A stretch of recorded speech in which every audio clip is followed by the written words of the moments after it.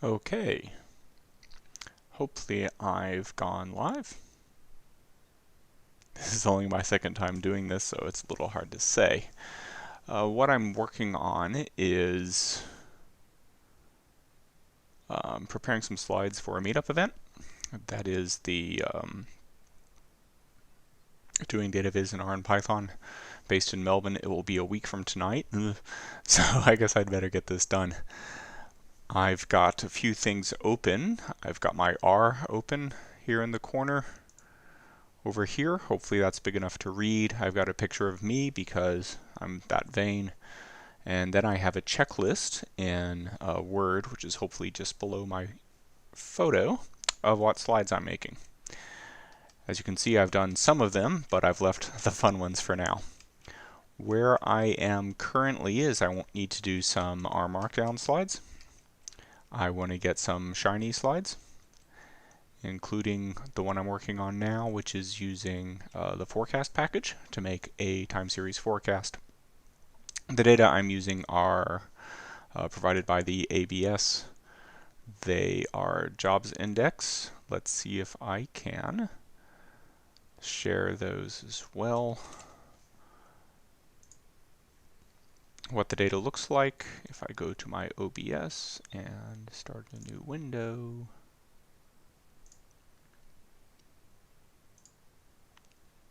Yes. So here's the data, or what the data look like. Let's make that quite a bit smaller.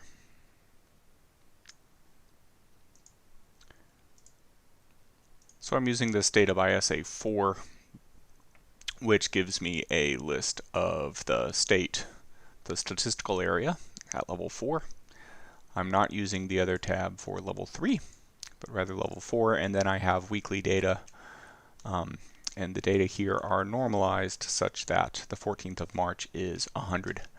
14th of March is when we hit our 100th COVID case here in Australia.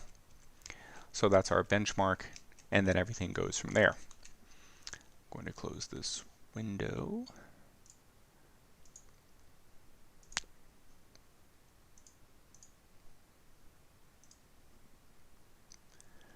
I also have some population data, which again is by SA4, which looks like this. That's huge. Let's make it smaller. So this is organized a little bit differently. In this, there are many different tables. There's one per state or territory. So there's 8 tables here for the Australian states or territories. And the organization does not lead with, the names are different. The SA4s and the other file, the SA4 code and name are pasted together. Here they're split out. It also goes by SA3, even SA2. So because this population is by SA2, I need to roll up the SA2s to the SA4s, which is easy enough to do with dplyr. And the only reason I've got the population data is so that when I make graphs, I can make the SA4s by population size. Although they're meant to be around the same size, there's quite a bit of variety in Australia, depending on where you are. So I'm going to remove that. Now where I am currently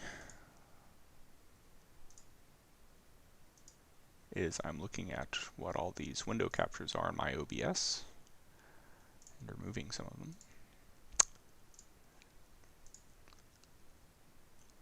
So where I am currently is if I go to my R Markdown document and I run this presentation,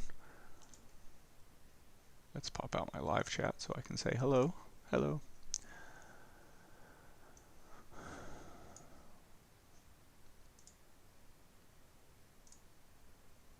So for you in chat, I hope you can see my code. I hope it's big enough and stuff. What I'm doing is I have I've rolled up the jobs index. I've done it quite simply, and I've grouped it by date, and then the mean index is just the mean of my index.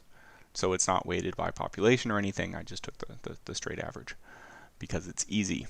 And what I'm looking at, if I zoom in here, this is the type of plot I'm going to try to make that I will share with you.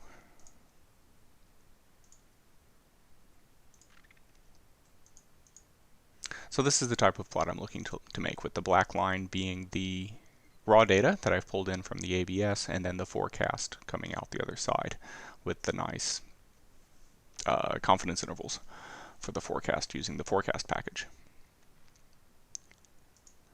So that's what I'm going to be trying to do in my R Markdown document.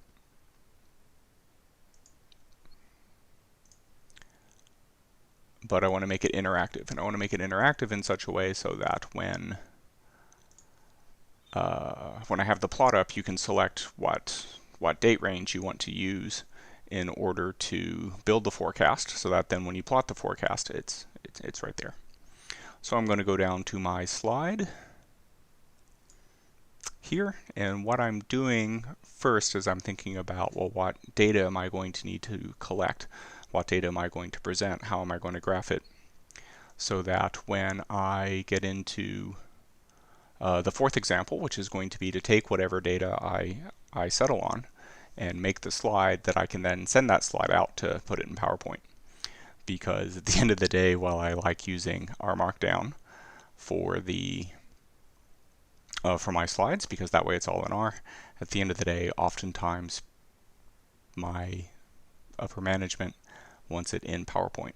So I'm trying to make sure I have the data that I'm going to need, not only to do the demo where I can brush the recorded data to then use that subset of the data to build the time series to then make the forecast, but I also need to be sure that I have enough information to make the plot, so I can export the plot to PowerPoint and do it that way. So what I'm doing here is I'm making some reactive values to include that interactivity, and I'm thinking about what all I want this to be. And I'm definitely going to need a model. And I'm going to initialize that to using all the data, mean index. And I'm going to use a date range.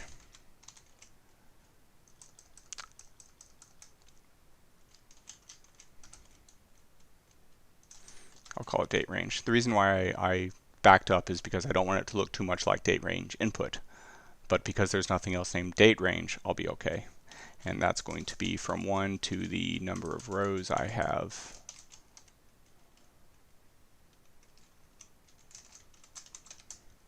Or I can make it the length of me. Oh, let's make it that way. That's fine. And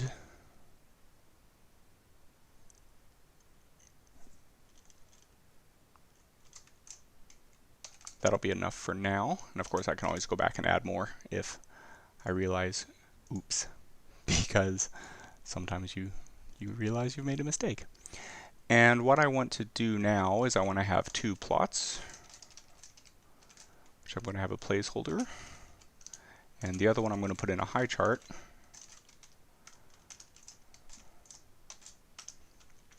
And the plot is going to be a GG plot. So this is going to be my raw time series. So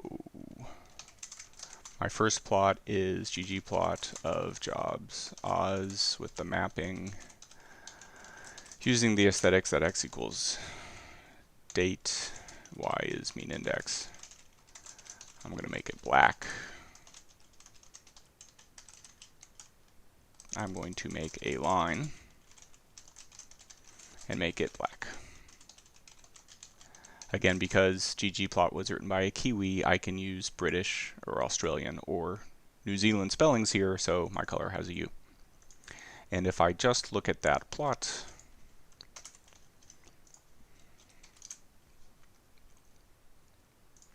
and add that to my OBS so that you can see it,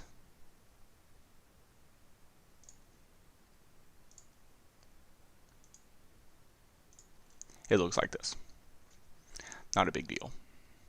So this is going to be my base plot, and I want to enable it to use brushing, so that as a user I can decide how much of this plot I want to use to build my model to then build my forecast. So that's the basic idea of what I'm going to be doing here.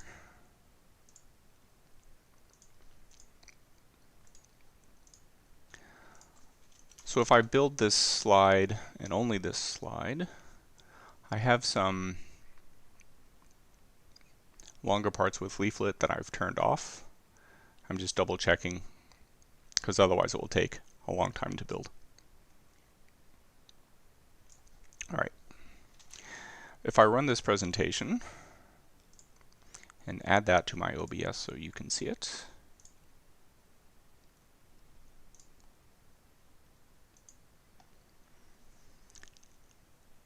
because I'm using R Markdown, it's going through the code as I've written it, and that will slow me down.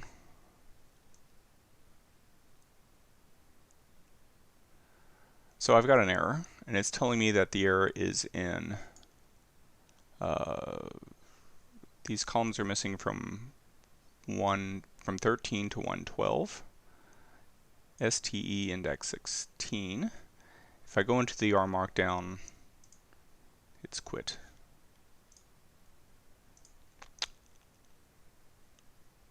STE 16 here.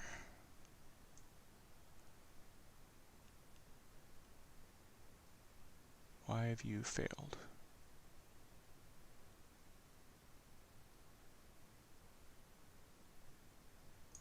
All right, so it's failed. That means you take a drink and you go debug it. So the question is whether or not it's failed here. No. It's failed here. And this is a nice thing about using R Markdown, is that the documentation is in my code and I can see where it failed. Okay, so my get pop data is failing. Let's find out why. File name, I want to be that. I'm selecting it and hitting Control Enter, in case you're wondering how what keyboard shortcut I'm using, so that I'm not actually clicking on these things. Let's make sheet num equal 2, skip num equals 9, and then seeing what happens if I do this.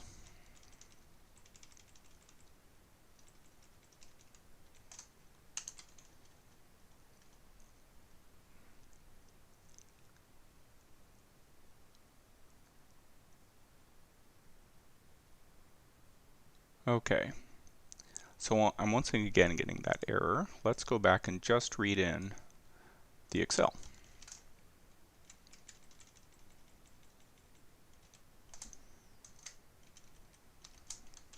Copy and paste. All right, so I get some warnings, and the warnings are because if I look at the end of the Excel file, there's some text there. There's something that, while it's expecting a number, there's the disclaimer says, gathered by the ABS. What does it say exactly? Let's see what it says exactly.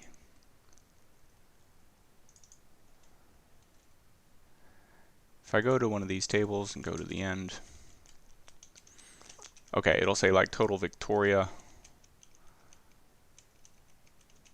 There's a blank line. There's some problems basically when it goes to read in those numeric fields, right? It says that it's copyright Commonwealth of Australia. But if I look at those data, it has this STE name, STE code, or sorry, STE code 16, STE name 16, SA4 code, SA4 name. Now what am I using here? Oh, I'm using index here and code there. So which one does my SA4 data have?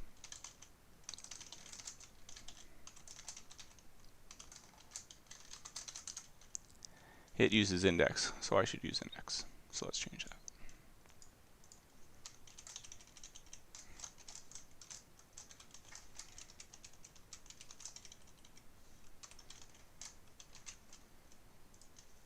And now if I run this and rerun pop data. So for pop data, the autocomplete will show me the variable name I'm using, and then if I hit Control up, it gives me a list of all the previous commands that I've used with that header. And I get the same error there from the read Excel, but it still works, which is good. And if I go back to here and run that, now I get a warning. Quickly, let's go through what I've done here. Remember, in the population data, all the tables were in separate sheets. And so what I've done here is I've used this getPopData function and called it with mapDFR. And what mapDFR does is says, right, for every one of these elements, call the function with each value, and then the DFR, that's what map does. So it says for every element of sheet index, run getPopData, with the sheet num being whatever index you're on. And the DFR says make this a data frame and concatenate it all by rows. So that now, if I look at the number of rows of my full pop data, note there are 88 SA4s, so now I've got 88 here. You can stop. If I go back to my R Markdown, having fixed that bug, and run the presentation again, making sure you can see it this time, you can't.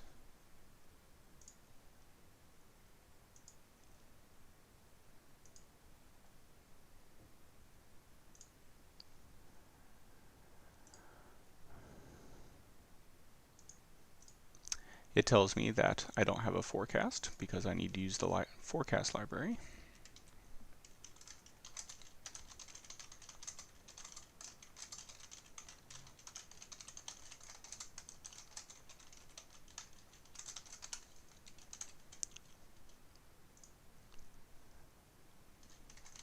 Try again.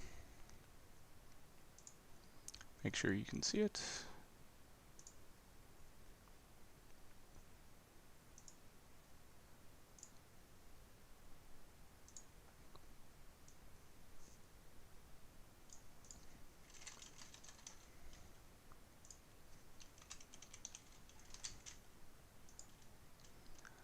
Which window number is this? That's it. This model is not found. What's this model?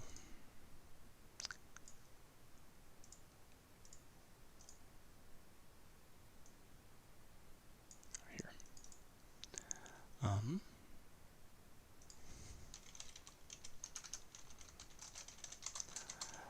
Let's put it in my placeholder. So what the model is going to be is based on what I brush, it will go back and it will get the model that I've selected there. So because I'm not looking at this plot yet, let's just turn it off. That's the fastest way to fix this bug. So now the plot I'm looking at is this ggplot shiny plot. And I want to double check that this first plot with the line is rendering. That's all I'm doing right now, and then I'll try to put in the brush and the high chart based on. And it wants me to have a comma here.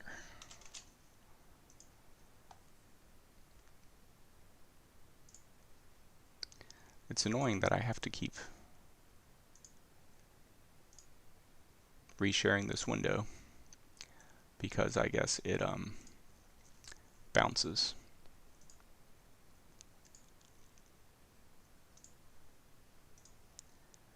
Every time I fail to make this window and get an error, it gets grumpy with me. And I have to get it again. So here we are. Lo and behold, here's the graph I wanted to put in. It's a bit annoying that it's this size. But you can see it's in a slideshow. I'm going to need to make the graph smaller because I'm going to be putting another graph underneath it. And what I want to be able to do with this graph is add some brushing capability so that if I brush over this graph, it selects that time period, and using that time period, build the time series model, and then put the forecast on the end. That's at a high level what I'm going to be doing with this slide, because I want to demonstrate that you can use Shiny with all the controls, but you can also add some mouse effects to it. And what I'm using for my inspiration here,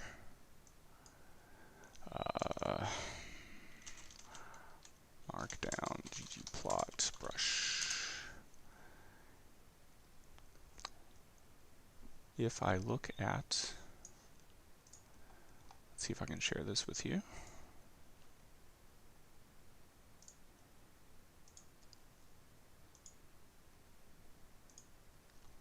Okay, so this is completely dominated my screen, but that's fine. What I'm looking for briefly is if I look down here, there's this example that I can render an image. Well, okay, in this case I'm using a plot, not an image, but I can have this output arguments of brushing and changing the height and width, which I'm going to change the height so that I can fit two plots in here. But then using that brush to then look at what the limits are going to be, subset the data to those limits, build the time series, and then plot that out as a high chart. So I'm closing that now because it's so big. Why so big? So what I'm going to do is go back to my R window, go back up to my simple one, and I'm going to put in a render text, which is going to be print the input brush, because I want to see what it looks like. So if you recall from that help file I showed, which I've smartly closed, but it should be in my history.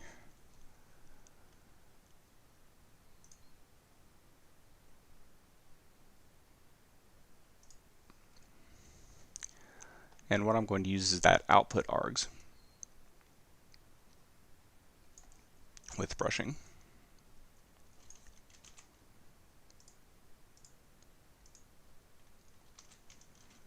Which I've gotten from there. So if I name this plot brush, I'm going to use the automatic width, but decreasing the height to 250. So this should change the plot height in my R Markdown, and should also enable brushing too if you get. I think I can put in a direction.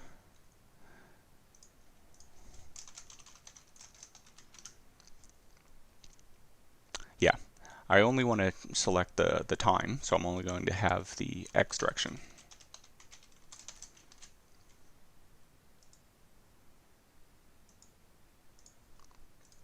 So that now when I run this presentation, sorry, because it's still open, I'm going to reload this presentation. And it will relook at my code, it will redocument everything, and now hopefully, in the previous slide, this is smaller, and note my cursor has changed so that now I can brush. Alright, so it comes through as a list, which is good to know, and so it's breaking. Now it is printing it to my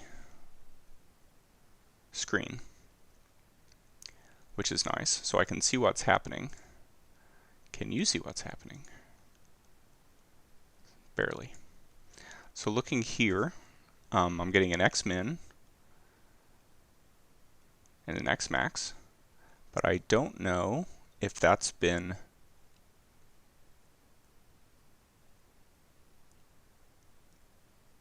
translated to a nice number. So here this range of 57 to 1116 looks pretty not good.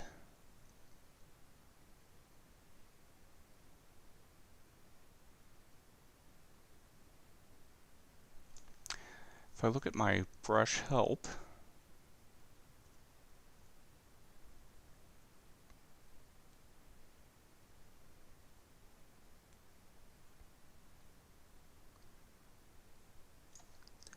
it should be able to. What I'm going to do is I'm going to change this date, and I'm not going to use the date.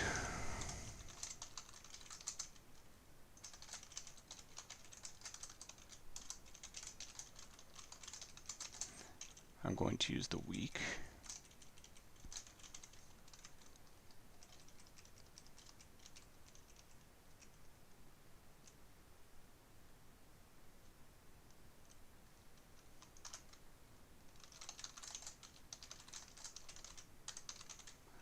I'm going to try that.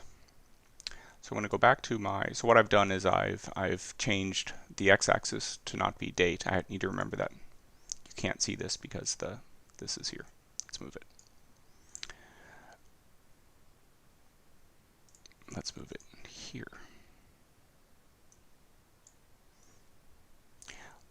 So I've changed the, rather than using a date, I've used week as the row number, so that way it's 1 to however many rows are in my data. And that way it should map easier for me to take that brush and use it to index the data I have so that I can only build my time series based on that subset. That's the method of my madness. Let's leave that there. So going back to my slides, if I reload, it thinks about it.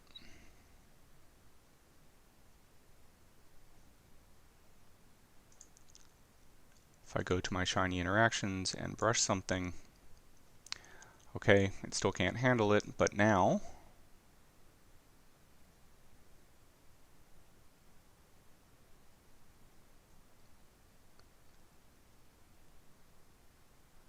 mapping is weak, chords. All right, it's 21 to 39. Is that about right? So I've brushed from 21 to 39. Okay, that's looking good. So now I've got that subset of data that I've used. I can brush more here, and it will print it to my screen. But it's breaking when I print it there. And what do I think it is? I think it is 10, about 15 to 50. So let's see if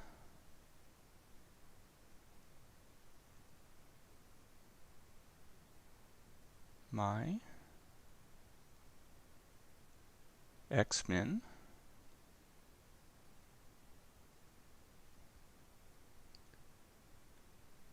is 15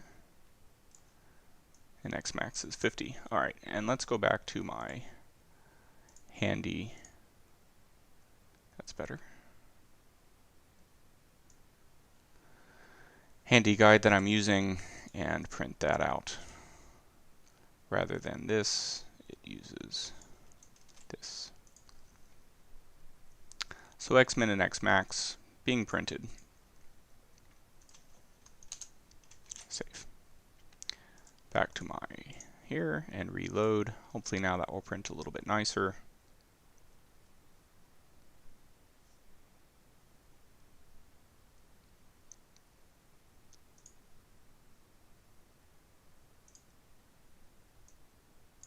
If I don't brush anything, then when I brush something, of course it all comes in. And I'm looking at xmax and xmin because that's that's all I'm using. So again, the idea behind using this brush is I'm going to subset the data down to just this part. I'm going to use that very small time series for example purposes only, to then create a forecast and generate the forecast and apply it to the end of the chart and plot it all. And I'm going to make this a render plot instead of a render high chart, because I'm going to use the same basic graph that I used before. Okay, so render plot. I'm going to go back to my reactive values. I'm going to put in a base plot. And here, I'm going to have my shiny data. Base plot is P1. So now that base plot is a reactive value, so it will be available to other pieces of my shiny app. And in particular, if that base plot changes, then any reactive functions in my shiny will then update. Now, as it happens, I don't plan to update this. I might customize it with a title or some other things, but it's not really going to change much. But then when I get to my second render plot,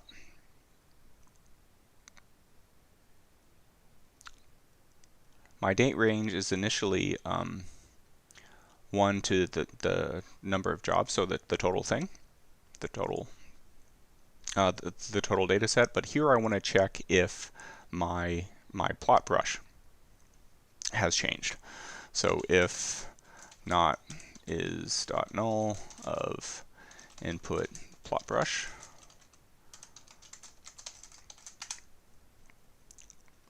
then shiny data date range is C of, I'm going to floor input dot plot brush xmin ceiling of input plot brush xmax. Else shiny data date range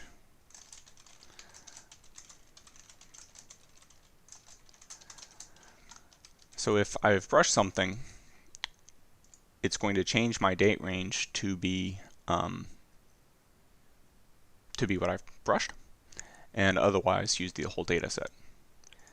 So now I'm going to have my time series data is jobs Oz of mean index of shiny data date range.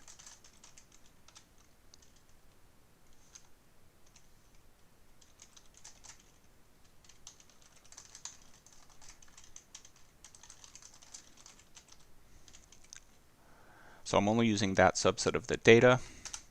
My forecast model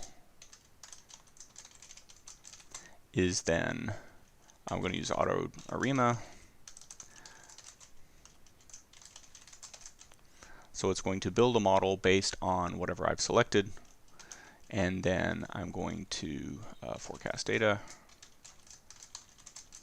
is forecast of jobs Oz mean index with the model of forecast model. And then I'm going to have shiny data base plot plus auto layer of forecast data.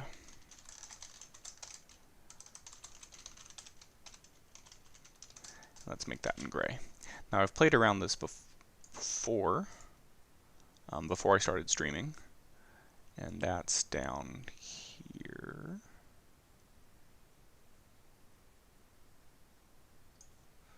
Auto layer forecast show gap is false.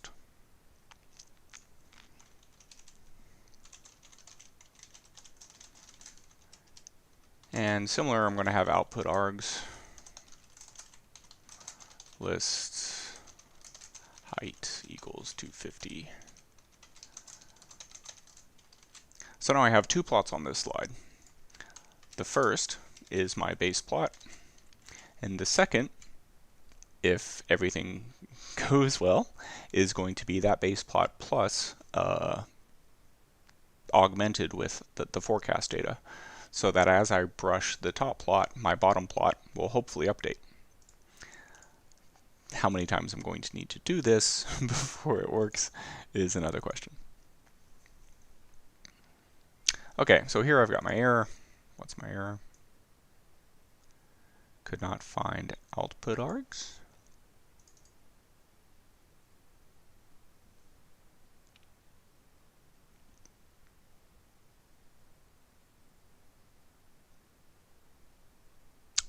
Which is interesting, because it's noting that it's the same as up there.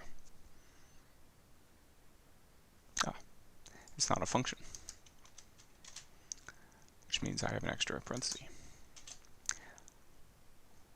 So let's go back here and reload. Double check that you can still see it. Yep.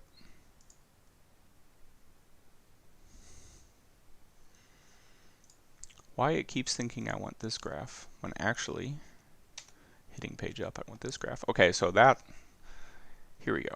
Now we're cooking with gas now. What I can see, if I make this a little bit bigger, is that it's given me this, the bottom graph now has the forecast. Now hopefully that's using all of the data, and hopefully if I go here and brush something, what it will do is,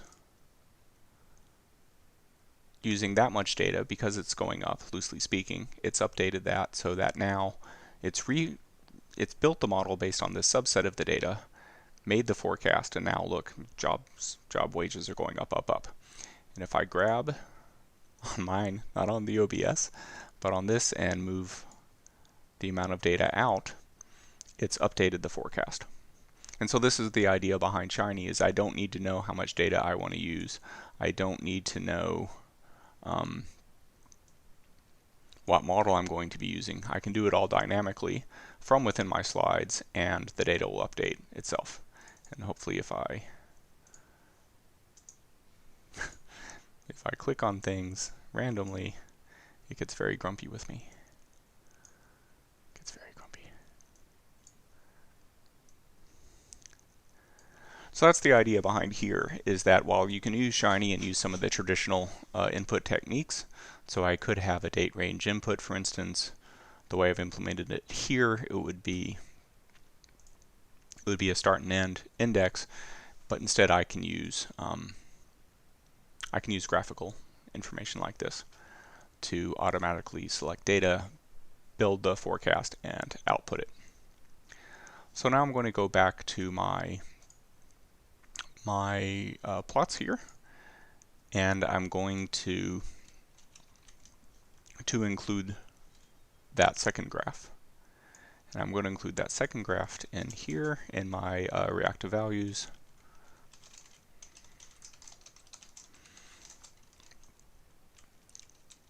And then make that here.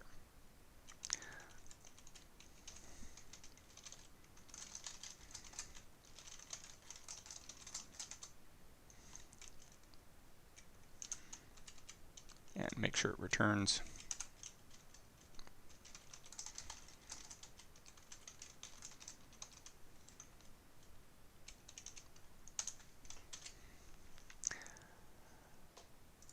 So now when I reload this presentation, nothing should change.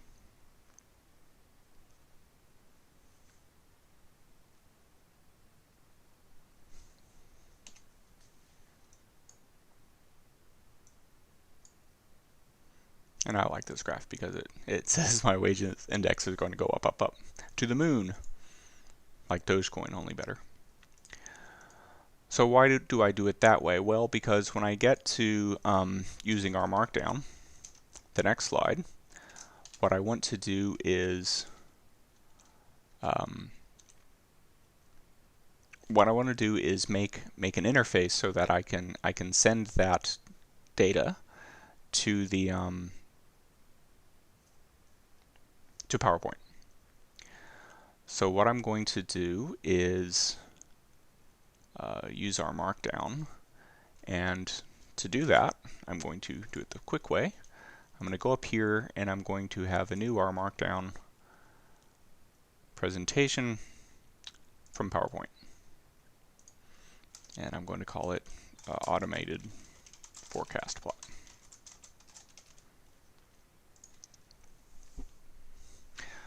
So here I have my PowerPoint presentation. It's got some basic setup information, but what I'm going to do here is have parameters.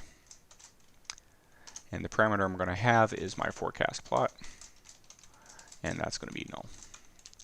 Let's make it an A. So all I'm going to do with my plot is, so I'm going to be passing in this forecast plot, and on my slide titled Slide with Plot, it's going to put the plot that I pass in.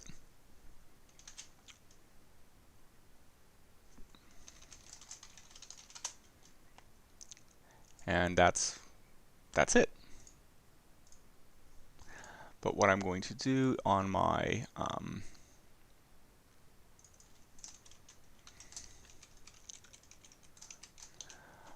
example slide is I want to put an input panel with an action button,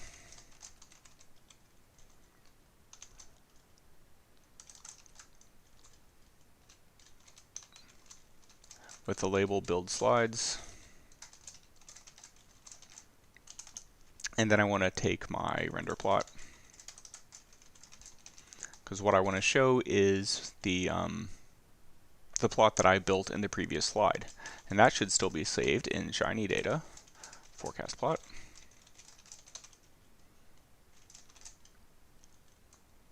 Forecast plot, and output args equals height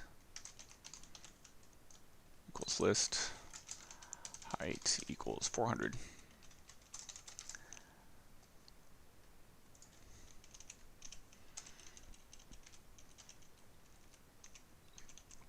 And it's complaining.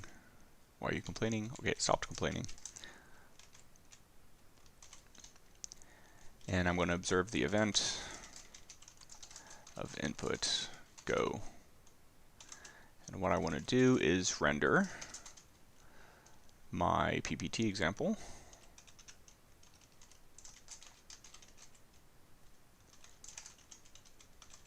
And pass in, what did I call it? Forecast plot is Shiny Data Forecast Plot.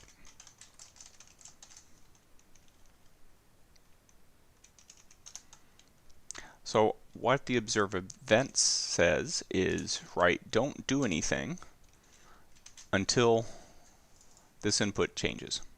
And in this case, my action button is labeled Go. So what will hopefully happen when I build my slides again is that I will, on the slide, it will have the forecast plot that I had from the previous slide with a button under it. And if you hit the Go button, it takes my template, PPT example, here, passes in the parameter of forecast plot, and all this does is it'll have a title. I'm going to make this the 25th because I live in the future. It will make a 2-slide presentation. It'll have a title slide and slide with plot, which will be hopefully the plot that I made in the previous slide. And you didn't see any of that, did you? This is what I typed. Let's move this back down here and make it smaller. Apologies for that. If you ever see something is messing up, please ping me in chat, because I'm trying to coordinate several different windows and it's not working so well. So that's the idea behind this code is, right, give me the plot that I made in the previous slot with a button under it, and assuming I'm happy with the plot as I've ended with, hit the Go button. So I'm going to reload this, reload my presentation. If it starts off on our Markdown, it's using the default value, so it doesn't remember what I did previously. So if I page up, pick my nice, everything's increasing, go back to the next slide, I've got that just like it was in the previous one. That's why I'm using the reactive values, so that if something further were to change here, it would then update the previous slide and it would bounce back and forth. So now I'm going to hit my build slides and cross my finger. Now it says it's created the output. If I go to my Windows Explorer, which you can't see, it's here, and if I share my window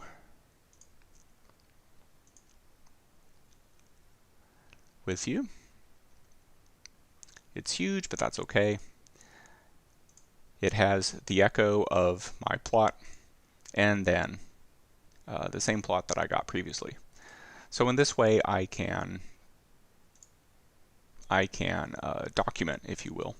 I can keep a record that we agreed to build the time series in this way, to take the output in this way, and then pipe it to PowerPoint so that my boss can then present it up the chain, etc. And you can do more complicated things like put in bullet points, etc., etc.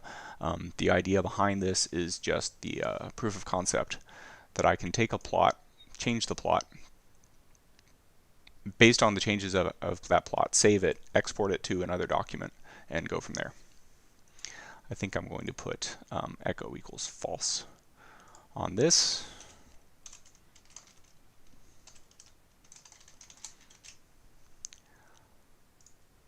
And quickly reload and go through that, well, not quite that process, but kind of that process again. And what I mean by kind of that process is I'm going to go up, I'm going to rebrush, I'm going to get something different, I'm going to page down, I'm going to build slides.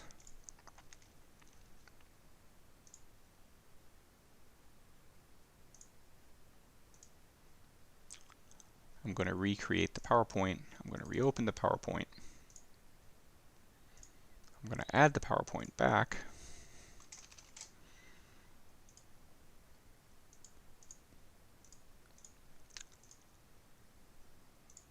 and why is it still giving me that?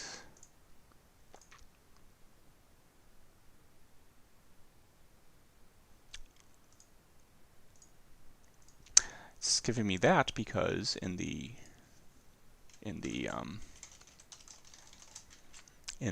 PowerPoint template, I didn't put echo equals false. So I've changed that, saved it, and now if I build slides,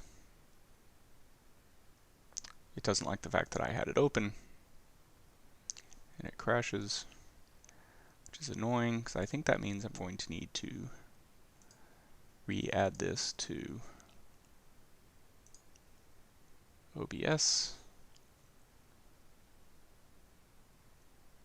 Yep.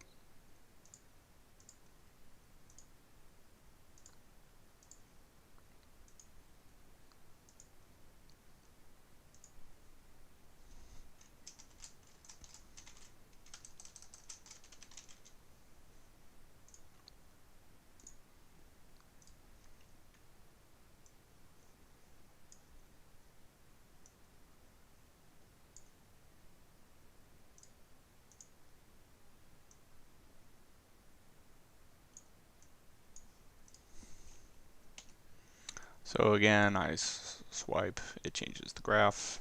I go to the next page, I get the option to build slides. I build slides, it doesn't break this time. I open up my PowerPoint example. Now it's overriding it every time. I add that to OBS so that you can see it. And now that middle slide with the code is gone. I get this two slide pack with the title and the chart. So that's how this is going to work for the presentation. Is I've got now this example of taking the results from your slides, which you've built interactively, and creating something that's not as interactive as that. In this case, by taking a single plot and exporting it to PowerPoint. Now, it is a little odd to think about your your documentation as a function that you're going to have content and you're going to populate that content. I could go a step further with this and have the parameter be a list of things like slide title and content, or left content, right content, or however you'd like to structure your PowerPoint to algorithmically then take an input and scroll through the slides that way. It takes a little while to get your head around, or it took me a little while to get my head around. Maybe I shouldn't presume as much about you to deal with that, but there it is. The next thing I'm doing is leaflet. Let's just go back to my presentation here, and let's go through what I have so far. And that means I want to move this here and make it a bit bigger so I can go through it with you.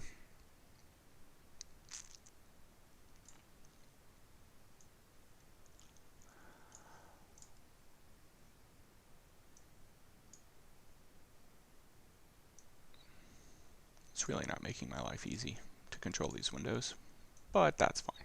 You're worth it. Here we are. So this is my slides. From the beginning, doing Data Viz with R, the outline. Again, all of this, if I move this for you, all of this is text. So this idea of the outline with bullet points, this is text coming from the document. The image of the AVS data is a screenshot from my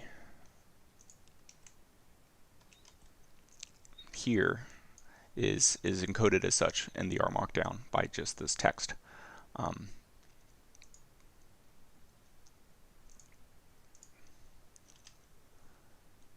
you still see this? Yes. So the code formatting where it changes the font and gives it this little background is a nice little touch as well. And I can't do it from there, I have to do this from here. So then the plot overview, here's a simple ggplot. This is by state. What I want to go through here is that the colors and everything else are these aesthetics. So the color is the state name. I don't need to know the state name beforehand. It will look at all the group by, if you will, all the state names and assign them each a color and do that. And then I've added in the Australia level average as the black dotted line. And you can see Victoria and Tasmania lagging below from last year. Note if I mouse over stuff that this is an image and ggplot. Using ggplotly, however, I can add in some information and make it so that, you know, the color is black here. That's the Australia one. And I get some of the ggplotly interaction effects. So that's simple. Simple way to add interactions. This is then, as I did earlier, adding the shiny interactions based on mouse movement. So based on my data here, it creates a forecast there, and I can go, etc. Moving down to R Markdown is just this idea that I can then take that graph, get everyone to sign off that yes, this is the graph I want, and then build it and export all that to PowerPoint. Using maps, I'm using leaflet. Now I have disabled all of the maps here because they take quite a bit of time.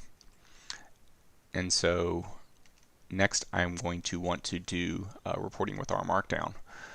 That is using some of this information and putting it in R Markdown, because with R Markdown I can export HTML, and because my slides are HTML, I can include the HTML in my HTML, which sounds a little funny until you try to include the HTML in PowerPoint, for instance, in which case it doesn't work so well. So I think what I'm going to do now is have a bit of a break and drink some water and turn on all of these, turn on all my leaflets so I can quickly recap showing you what all these look like.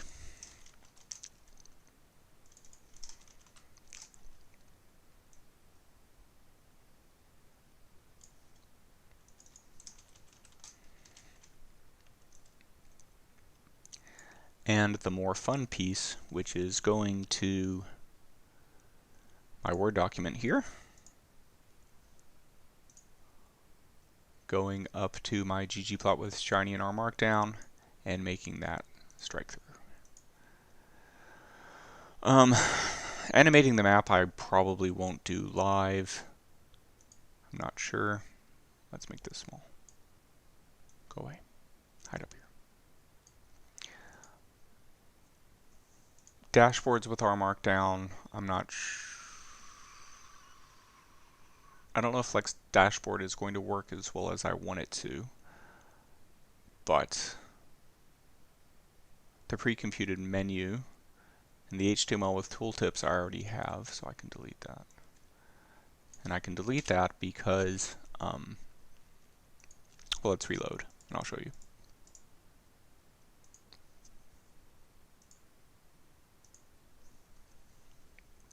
Because my slides are R Markdown, it's kind of obvious that HTML tooltips work with R Markdown because they work.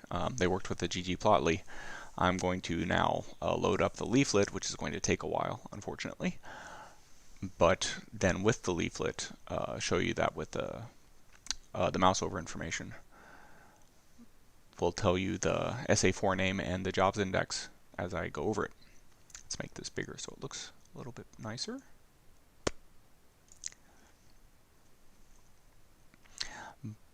But making this pre-computed menu is something I'm going to want to do. I don't know if I'm going to have time to do it tonight. I would ask chat what you would like to see. What I will do when I take a break is I will go on Meetup and say that I'm going to be going live and invite everyone who's going to the Meetup event to come along. Because if I go to my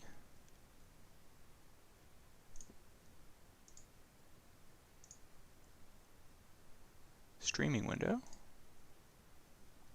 there's no one watching.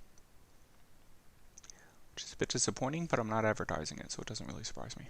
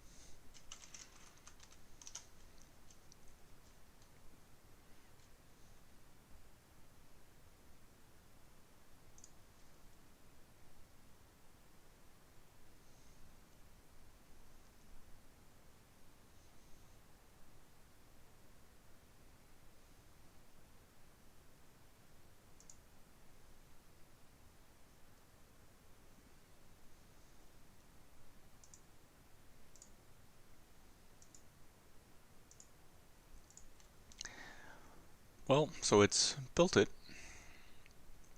Now it's just a matter of everything rendering.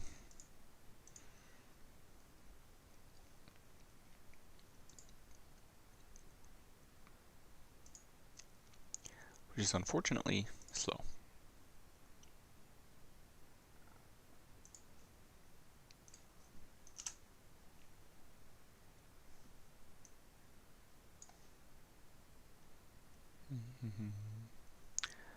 There should be a comment. There is.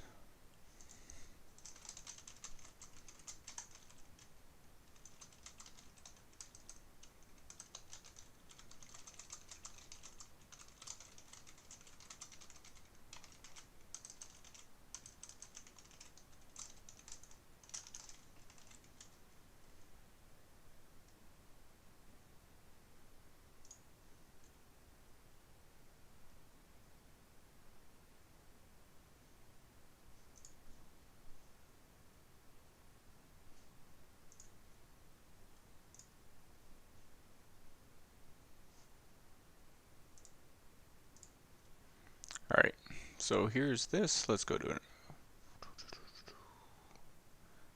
Maps with leaflet.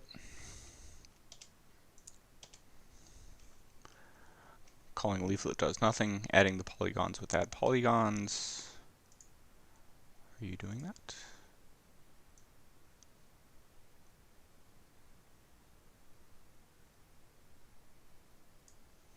Yep. Come here.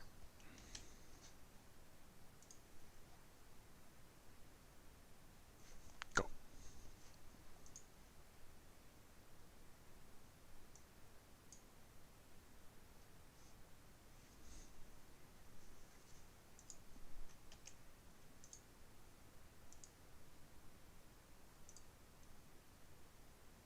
Yes, it's thinking about this hard.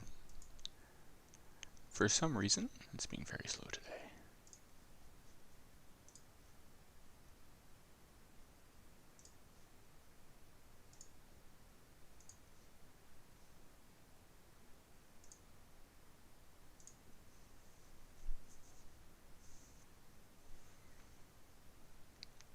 So what I'm doing now is I'm waiting for leaflet to come through and show me some graphs, which I might have to put this down and start over again. I've gone through some plots, making some basic plots with ggplot, including a time series of job index by state, and then the solid black line is Australia-wide. Put in the tooltip information with ggplotly. I have this example of the raw data up here with a forecast using the forecast package, and I can choose a subset of the data to build the forecast model as opposed to the whole thing. And then you can take that plot and export it to PowerPoint, assuming everyone's okay with it. And now I'm waiting for leaflet to wake up and make some maps. And this is where I'm at the point of I might need to close this down and restart, because it is taking a ridiculous amount of time. So I'm going to do that.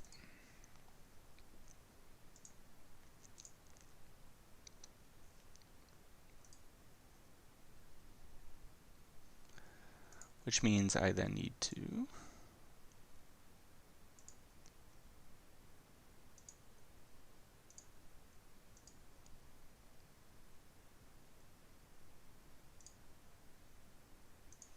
put it back in OBS.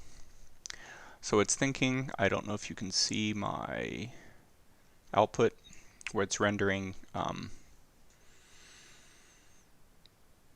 my R code into my presentation, and it's telling me it's at leaflet 1.2, and if I go back to my code, move this so you can see it, I have this leaflet 1.2 code chunk which is running leaflet and adding polygons. And the polygons are coming from SA4 2016, which is coming from an ASGS package, which has Australia divvied up into chunks, statistical area 4 as of 2016, and making that data. So it's gone through that. You can see it takes a while. Leaflet 3 is then step 3, which is adding the tiles to bring in some contextual information about Australia, augmenting with the jobs data. Is basically just pasting from a single date of the jobs data to color code the map and add in some tooltip information. So it's chugging away. It's telling me it's made the Markdown file, and now it'll give me a big blunk of text that it's made the HTML.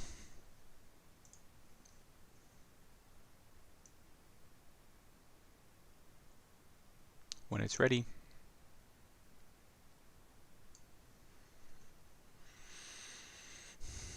and then I'll navigate to probably just the last leaflet slide, demonstrate how it all looks, and then probably have a bit of a break. Or not. depending on how long this takes. There it goes. So you can see the big wall of text that it's generating the HTML, and in a second it will stop saying please wait and start saying something useful, hopefully.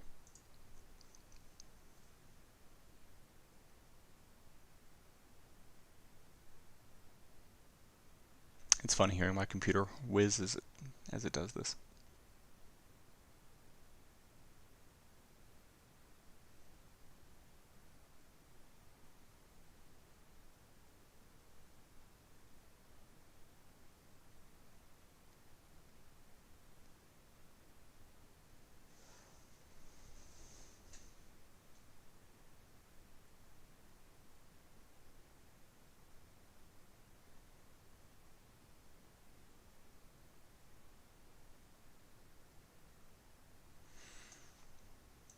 So that's what I'm waiting for now. The next parts I'm going to program will either be some R Markdown,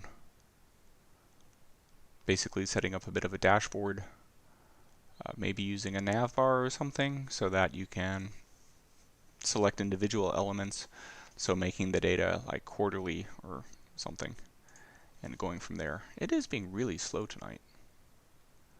I think my wife is watching Netflix and slowing things down. Here it comes.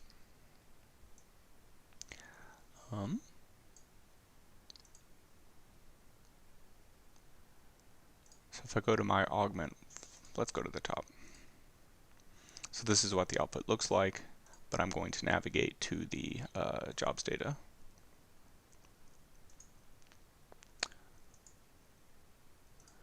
Which is coming from the leaflet data here.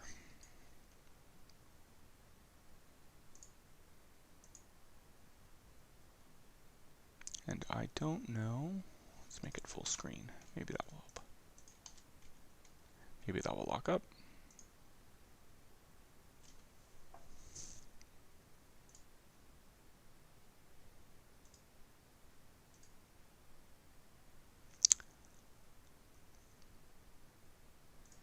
Well, my computer is whirling again, so that's a good sign.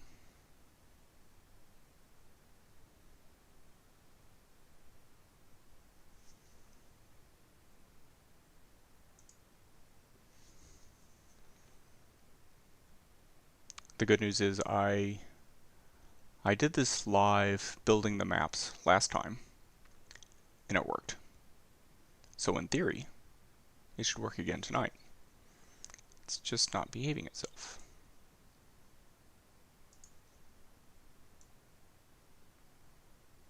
Making the output map a little bit bigger didn't do much.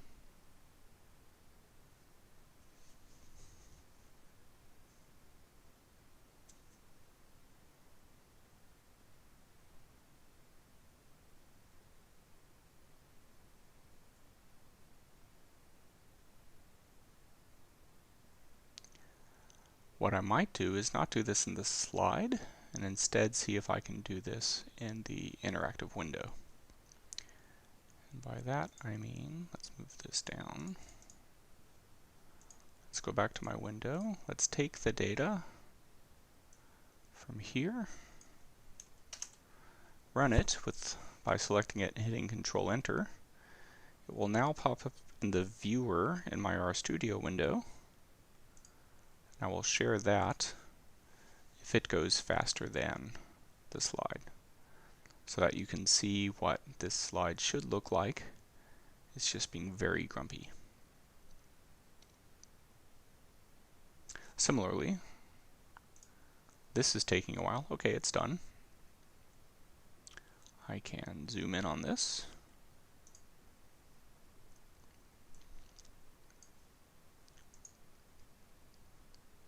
Add that to OBS.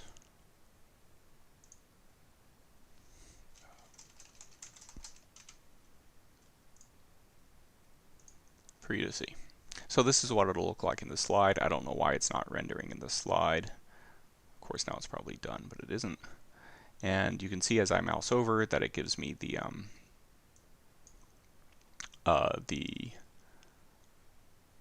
wage index for the different SA4 regions on the nice leaflet map. I can zoom in. Let's zoom in toward Melbourne. I chose this date in August because Melbourne was still suffering in terms of the economic impact of the pandemic. So if I zoom in on Melbourne, it's still a little red with things less than 100, the mid-90s. But if I move over here to Sydney and zoom in, Sydney was doing quite a bit better. 100, over 100 in some cases down here. In the city, 98, 99. So that's the type of information I'll be presenting in my slides. It's just not coming up for some reason, so I'm glad I went around to do this. So, but now the question is, what do I do next? Any thoughts, chat, as to what I should work on next? I'm torn between doing our Markdown demos with nav bars and stuff, because that's going to be a little bit longer for me to decide what I want to do and then do it. Unless you want to hear my thought process as to what I'm making and why, or you want to see me make graphs. That's kind of the trade-off, the choice, if you will.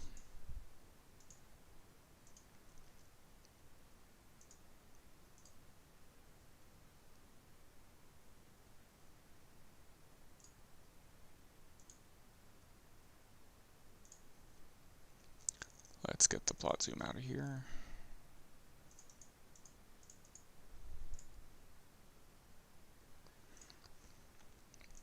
Well, I think what I'll do is I'll make some fun plots. What kind of fun plots, you ask? So I'm going to be using the HighCharter package.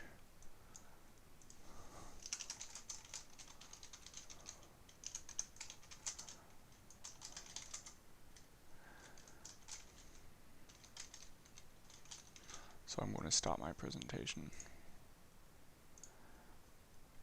I'm going to go back to my leaflet and turn them all off again.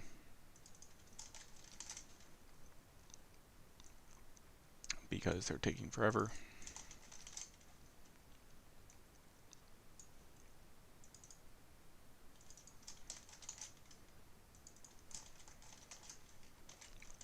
Actually, I'll leave this one on in case it decides to play along. And what I'm going to do is have some fun plots.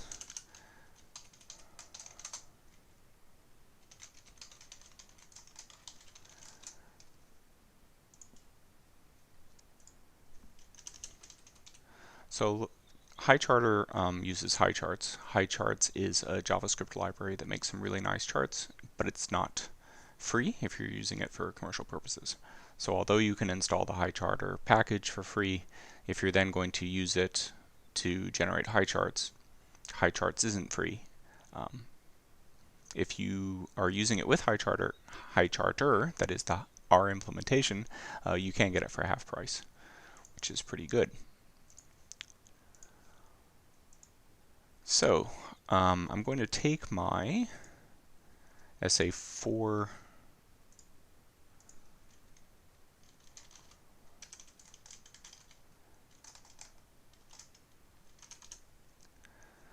So this is my SA4 data. It has if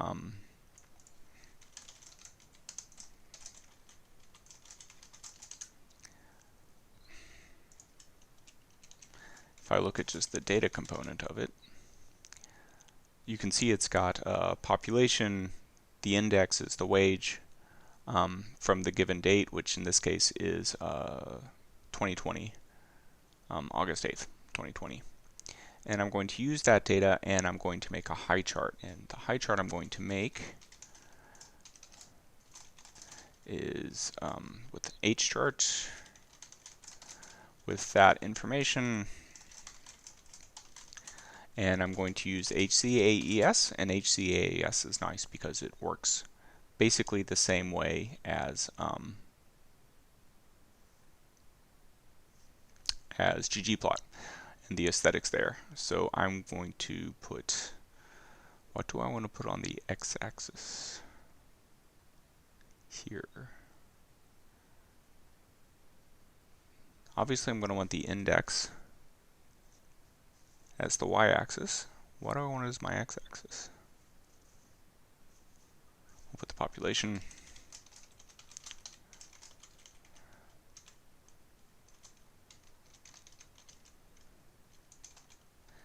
STE name 16.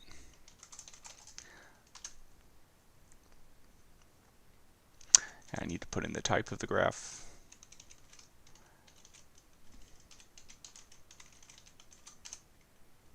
And now if I go back to my viewer, come on viewer,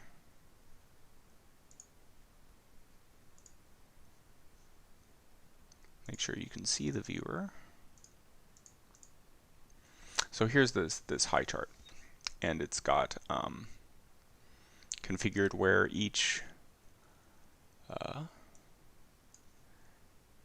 population down here, the color is the state, the index up here. So down here this looks like Melbourne because it's still quite low, etc. Still quite low in terms of the index. The population, I guess maybe one of these is Sydney. So now let's take that chart and let's put some better information in the tooltip, because knowing that it's series 1 is nice, but I'd like to know some more information. So I'm going to add in the tooltip and actually first let's put the name as STE name 16.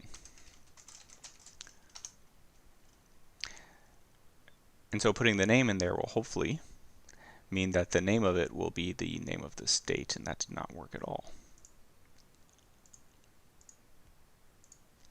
That's annoying.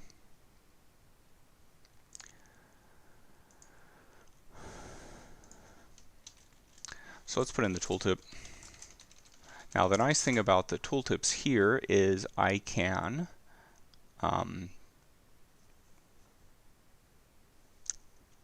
because I'm using the SA4 data, I can get access to everything in there, but I need the I need to remember that this is actually a JavaScript library, and so the points the syntax is a little different. So point is going to be this point, whatever point I'm mousing over, and .sa4 name 16.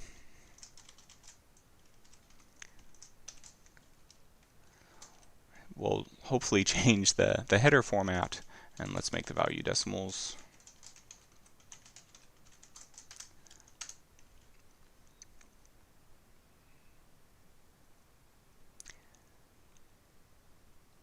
Okay, well it's gotten rid of the header, so that's progress. It's still telling me the X and Y, but now why is it not working?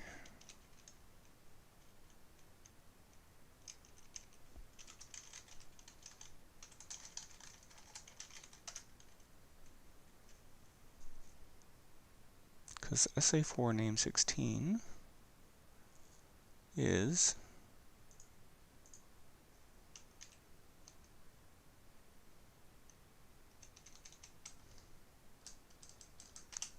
in the point.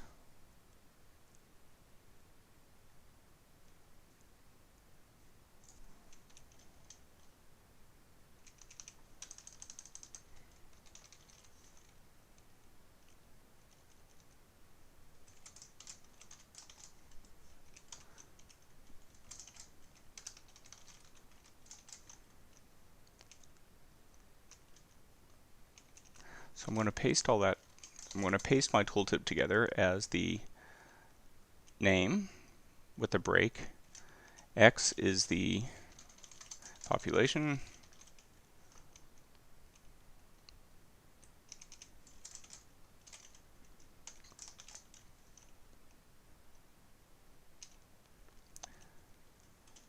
and point.y is the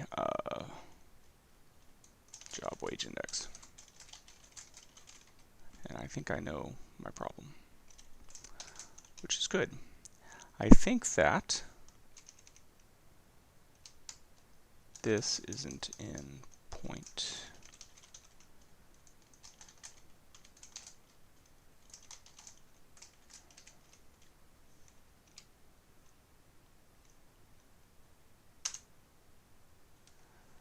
So now hopefully it'll have point.x is the population. There we go.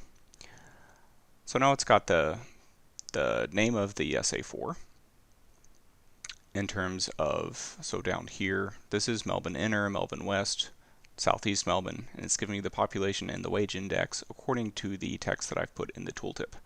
So the problem was I just needed to paste it all together like that, which is good to know. So now I've got this happy little graph.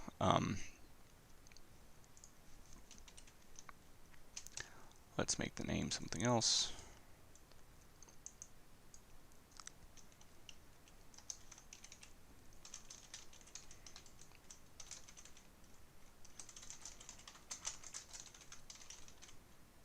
So I've just changed the name to job index by population. So now when I mouse over, I get different, I get that name, I get the SA4, which I've placed in. I could put in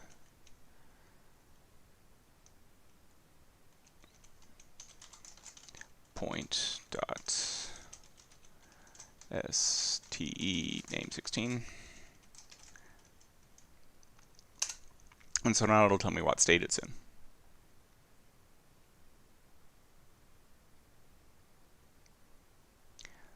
So using this, can you see that?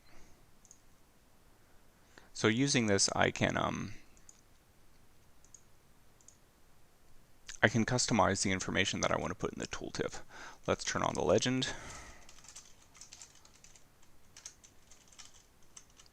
Enabled equals true.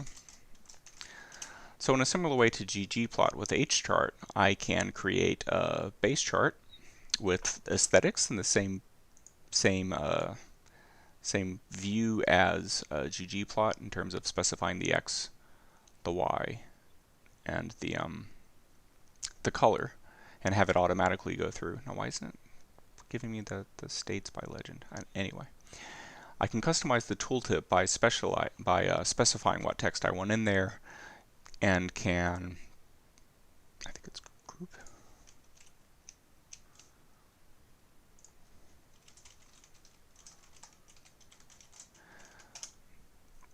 I can specify the aesthetics, X, Y, etc. using the same theory. Oh, that's interesting. Almost there.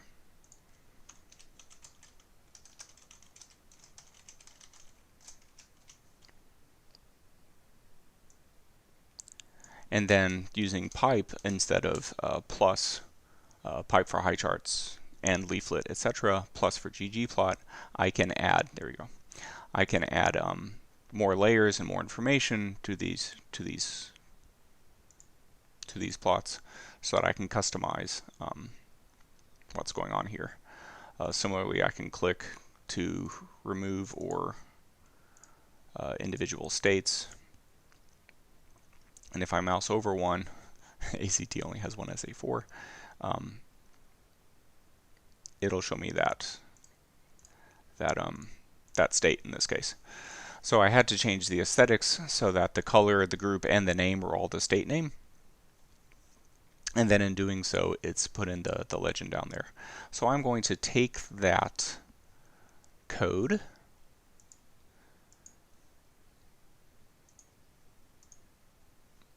I'm going to go up to my history in our studio and take that that command and send it to source. Make it look a little bit nicer.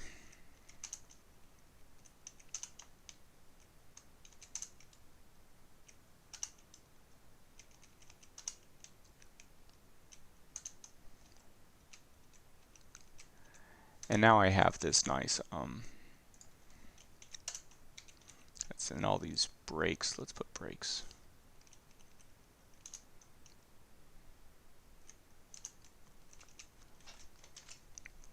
And now if I rebuild my slides, I should get this plot in a slide.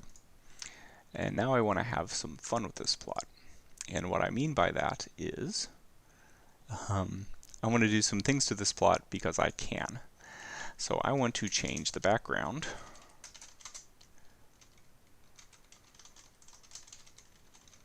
Actually, let's save this as something. So now I have this object called HC1, and if I put it here, it will plot it in my slides. And I want to change around HC1. And I want to change around HC1 in the way that rather than having the background be white, I want to have the background be an image.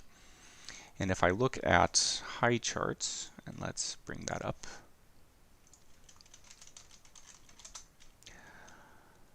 High charts background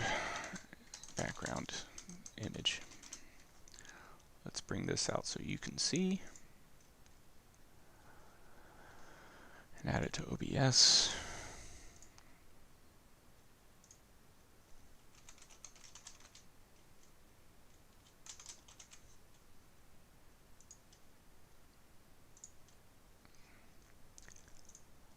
So this is, that's not what I wanted.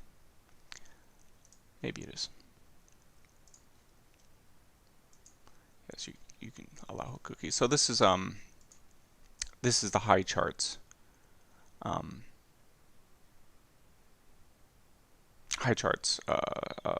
Info page.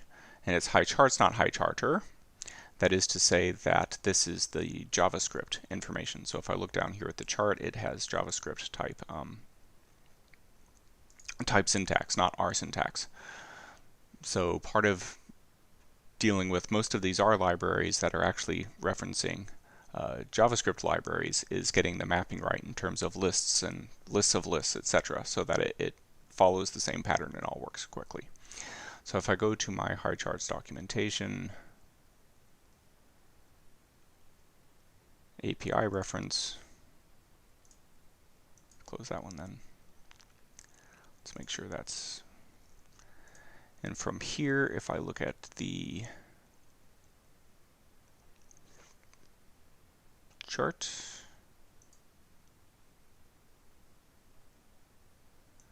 it should have a theme. Plot options.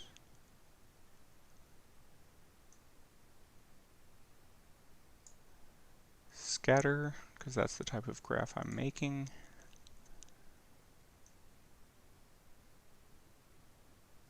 So tooltip is what I was configuring earlier, and you can see that the point format is standard, you know, X bold, X value, Y bold, Y value. Whereas I changed it to, if I go back to here and demote, oops, that, I changed it to point format being the paste of all this information. So I knew it was point format because I've played with this before, but if I didn't know, I could go to the high charts reference, find the tooltip, find the, let's make that back up,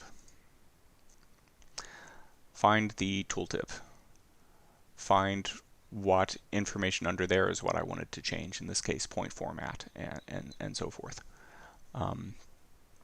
HighCharter is pretty good that most of the commands are HC underscore and then whatever. So there's an HC underscore tooltip, there's an HC underscore, well, there's an HC add series to make scatters, there's an HC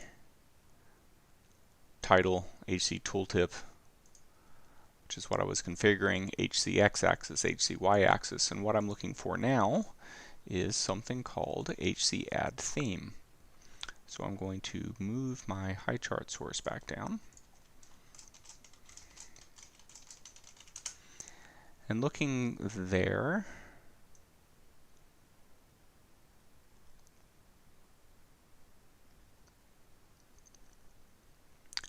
there are high charts themes, which is perhaps what I went to first.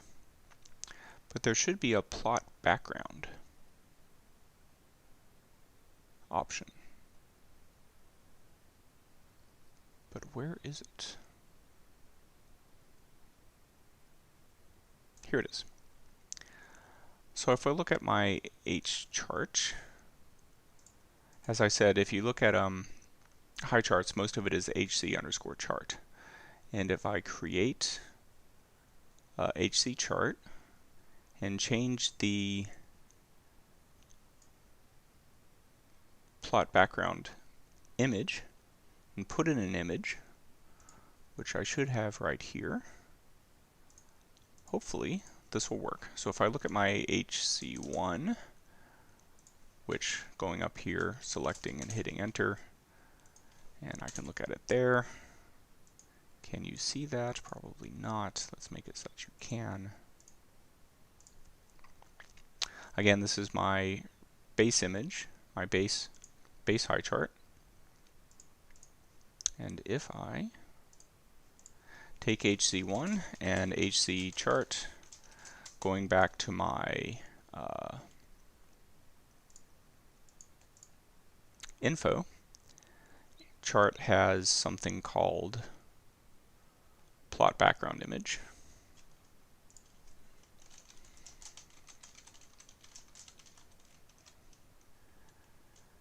Is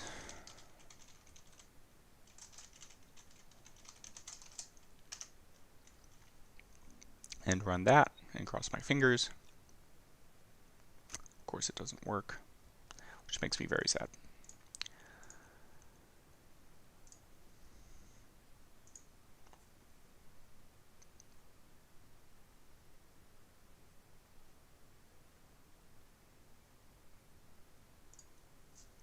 So I can go and look at the JavaScript help here. Make sure you can see what I'm doing. Yes.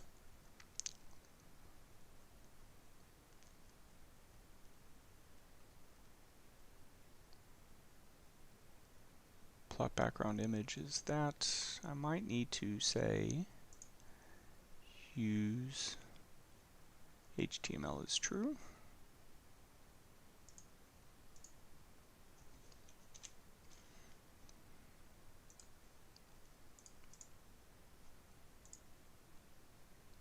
It's not JPEG.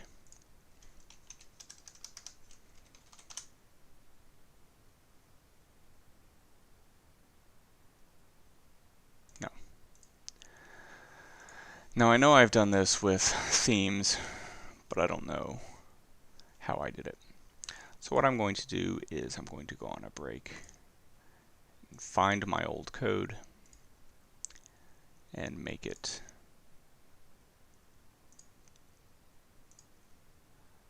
work after I make sure I've spelled this correctly. Yes, .jpg.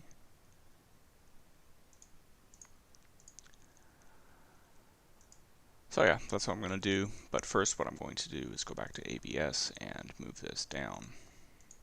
Not up, down. Because I don't know why that didn't work. And then I'm going to go into PowerPoint. I'm going to make a new slide and say it's going to be a title slide, and it's going to say back in 5 minutes. And I'm going to do that. And I'm going to go to OBS and I'm going to share that.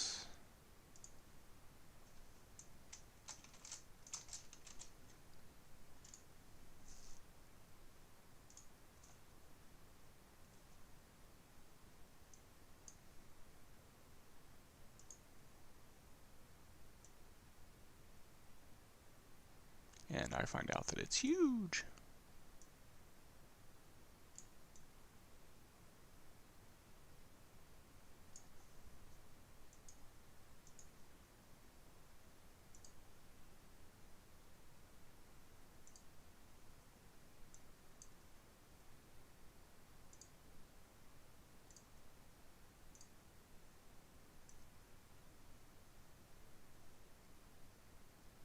That's really funny.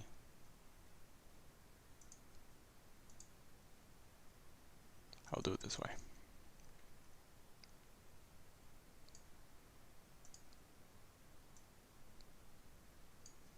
Close enough. Back soon.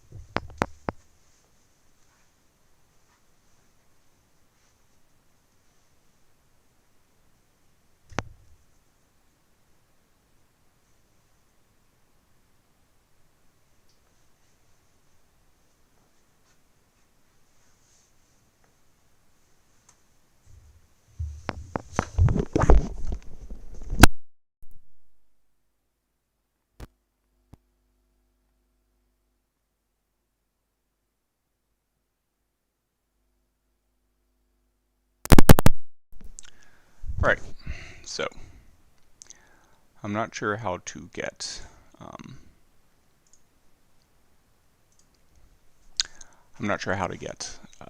the file for my machine, but I can make excellent backgrounds for my high charts. So this is the type of thing that I want to spend the next little bit of time doing is nonsense, basically. I want to do stupid things with my graphs because I can. And the reason why is oftentimes when I get asked for information to show something interesting, well, I consider making Mr. Burns my background for all my plots interesting. It adds absolutely no value, but it's fun, and I'm doing this outside of work, so I get to have fun because I like to.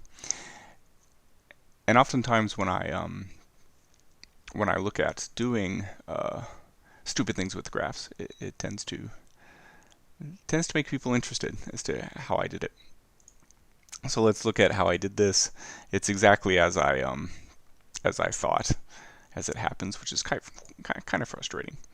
And what I mean by that is I took my HC chart with plot background image, and instead of trying to reference an image from my machine, I imaged this URL, and that's how I get my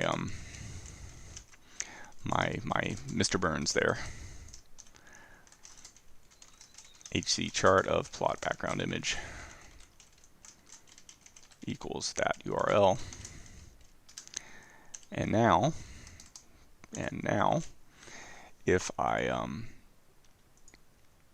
build that, it gives me a warning.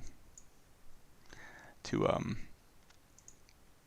gives me a warning because it doesn't like the fact that I'm not using the URL that I had linked previously, but it gives me that this is excellent. So yes, this is going to be part of my presentation, is that high chart first as a high chart and then with Mr. Burns in the background. I might change the background color if I go back to my plot background color.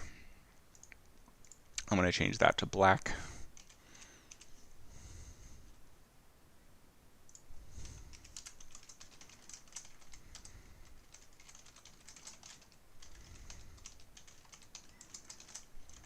So that now if I look at that plot and promote it to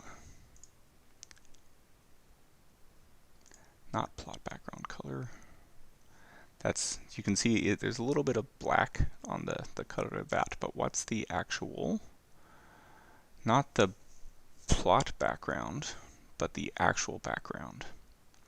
What's that called? So I'm going to look for that in my high charts info. Not the, maybe it's just background color.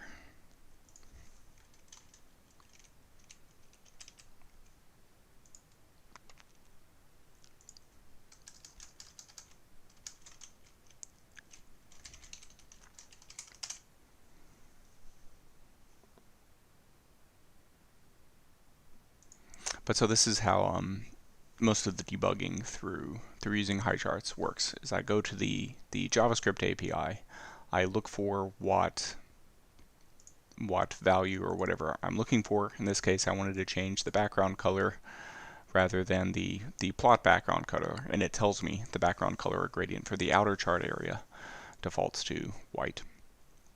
And you can play with it more, but even at this little level, if I then put my plot zoom back up, you can see that now the plot background is black, making it extra contrast. That Mr. Burns thinks is excellent.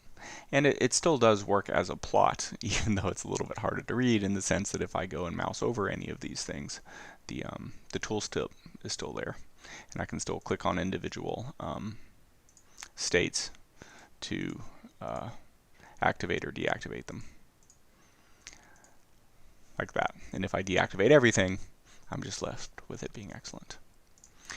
So that's one fun thing I can do. The next fun thing I'm going to do is inspired by a blog post, which I'm going to bring up.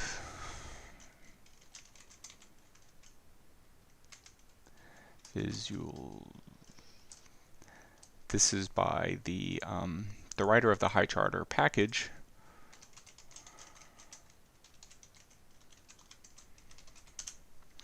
And what he's the data code and visualization. Let me share this. Because what I'm going to do is I'm going to take two of his posts and kind of combine them. Let me downplay Mr. Burns, as sad as that is, in OBS.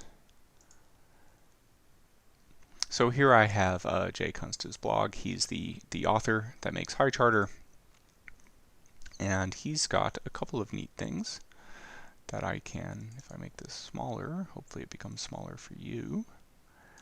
So using emoji with HighCharter HighCharts is one of them, and this is what I'm going to kind of follow, because what I'm going to do is I'm going to take all of the points and change them. The fact that they're simple dots is boring.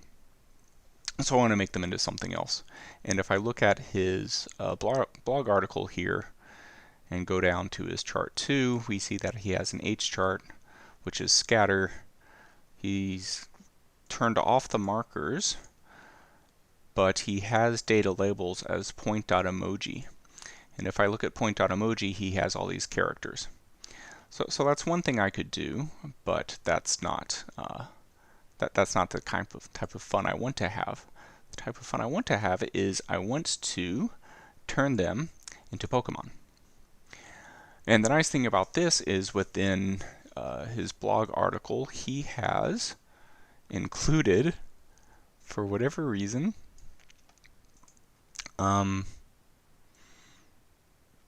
icons of all the Pokemon. So if I go down here, we see he has tooltips. Oh, you can't see. I'll scroll a bit more. There we go. Within his tooltips, he has images of the Pokemon. So all these Pokemon images are stored online, and I'm going to find out where he has them.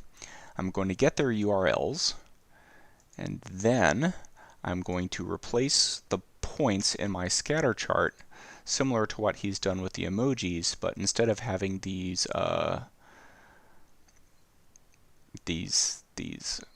is it, Unicode symbols, I'm going to have the URLs of the Pokemon, so that then all of my points will be Pokemon instead of dots, because dots are boring. Now, I've never done this before, so I don't know if it will work, but let's look. So because in my data frame I can have I can reference other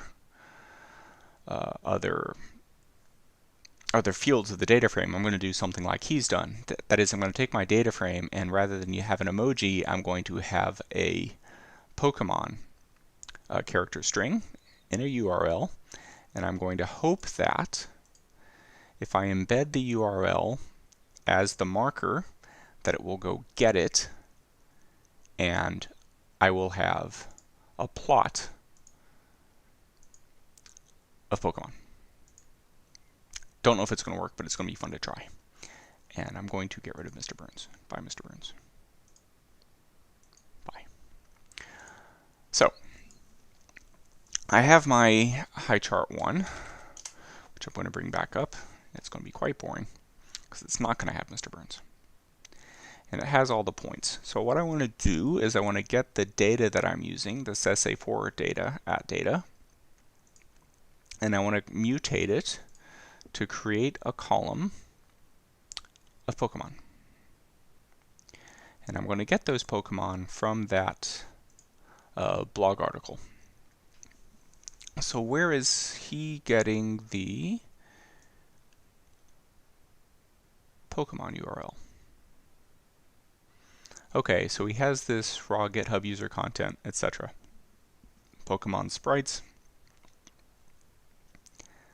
And URL image, point.url image. What's point.url image? Where is he getting that?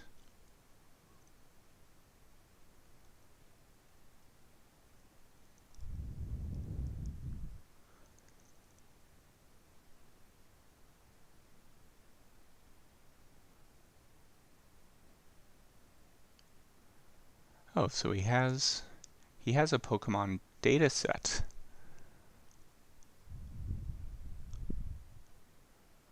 And that's where he's getting them. So if I look at the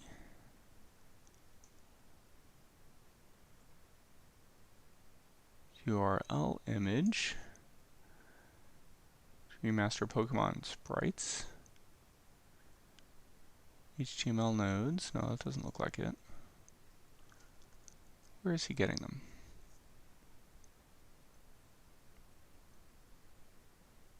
That's his TSNE.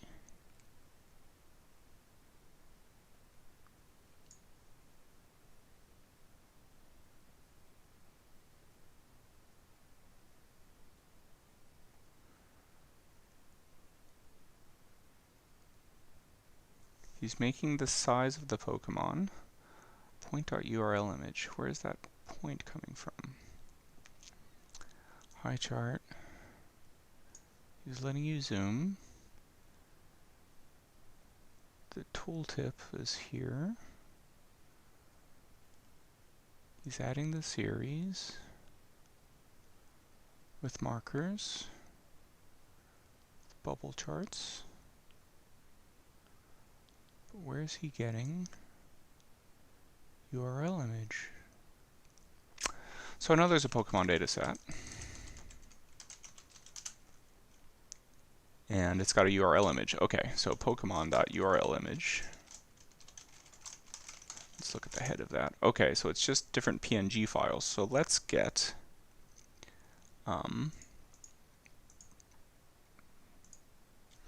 Pokemon 1 is Pokemon mutate full URL is paste 0 of, where does he have the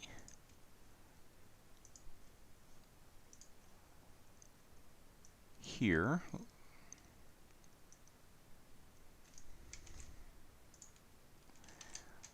So that URL and URL image. Okay, so now I have a data set, a data frame. Let's move this so you can see it a little bit better.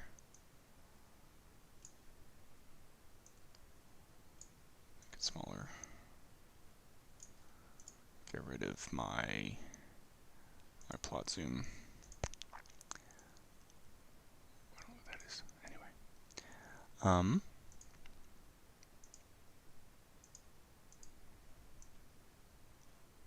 Put this over here. All right, so now in my Pokemon data set, I've added a column which is the paste of this URL from his blog, and the images, which is just 1, 2, 3, etc.png. So now I have a list of those, and what I'm going to do is I'm going to sample them and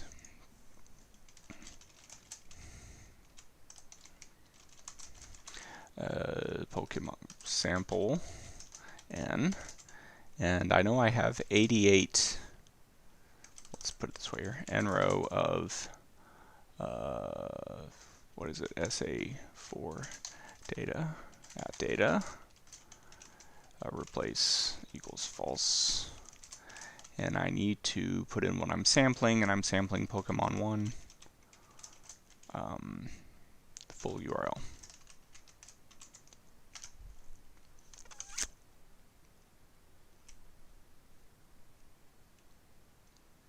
Oh, sample n is the dplyr one. Is it just sample?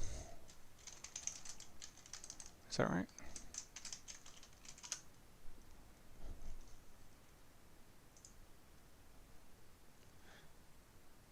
Yes. So if I look at my sample Pokemon, it should be all those things with, yes, good, good, good. Okay, so now I have a bunch of URLs a bunch of URLs that lead to Pokemon. And now what I'm going to try to do is make the markers equal to URL of that. So let's take my SA4 data and let's add a Pokemarker, sample Pokemon. And so now when I call my high chart,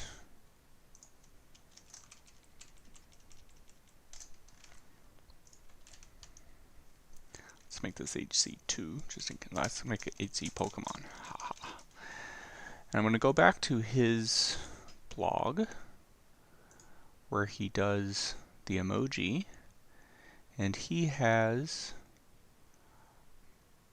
in his H chart the marker list radius equals 0 to get rid of the point, and he has data labels enabled equals true, format equals that. So we'll put in, well, okay, let's copy this and put it down there.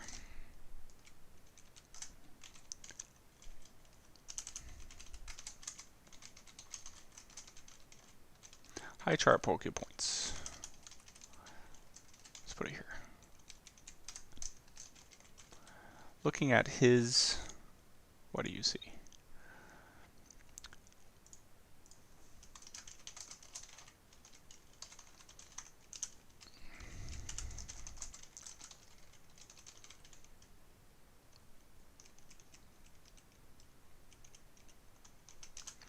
What has he done? He's taken the marker and set it to 0. How's he done that? Marker equals list radius equals 0. Okay.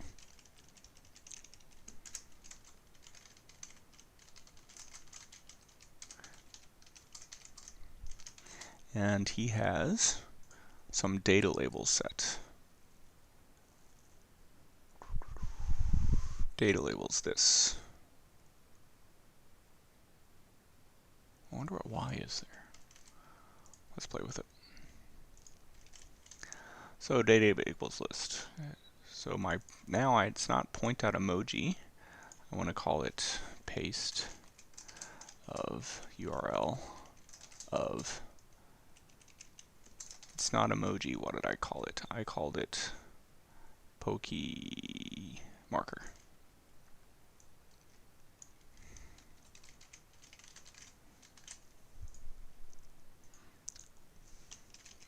And paste.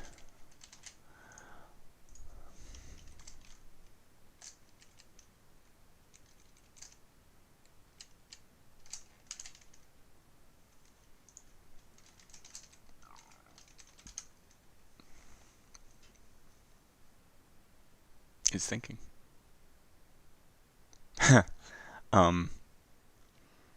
It gave me the text of all those things, which is nice, I guess. Do I need to allow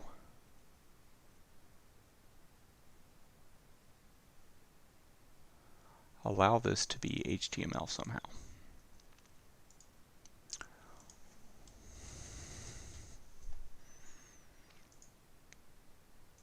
So rather than this being a font, I want this to be an image. So let's go back to my high charts, and this is in chart. Is there data labels under scatter, maybe?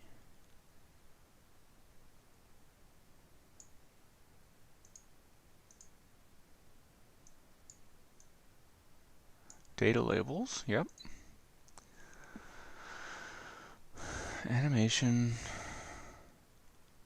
enabled is default false, but we've made it true. Format is point.value, but we've made it this URL. Sometimes there's an allow HTML, but there's not here. Somewhere there should be an option for me to make this an image, but I'm not seeing it. Use HTML is false. Let's make that true.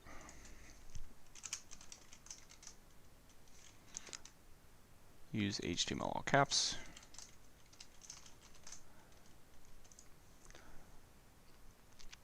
Because currently what my graph looks like is very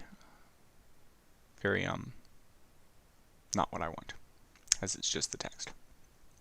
So what else is in this high charts data labels for me to play with? I'm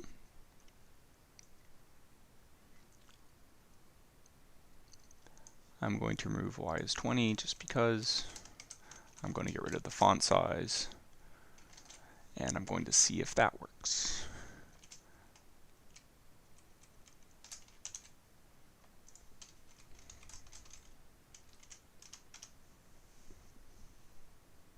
It's thinking. No. Well, now it just says URL with that, which is very not exciting. What I can do, I think,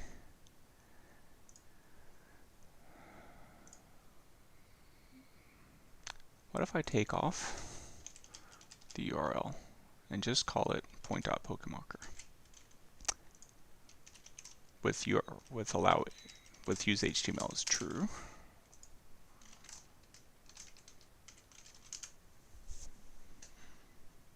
Because if I want to add Pokemon to my tooltips, I can do that.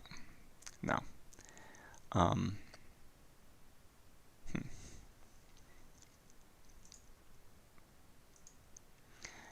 what I say from no is that I'm just getting is there a formatter?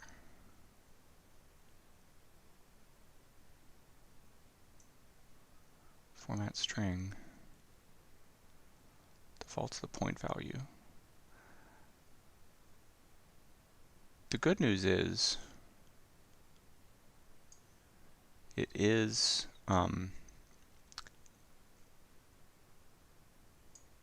grabbing the URL, so I am seeing different PNGs in there, and if I mouse over all of them it still works. But that's not what I want it to do. I just want it to give me that URL. So if I don't use data labels, if I use marker, what happens?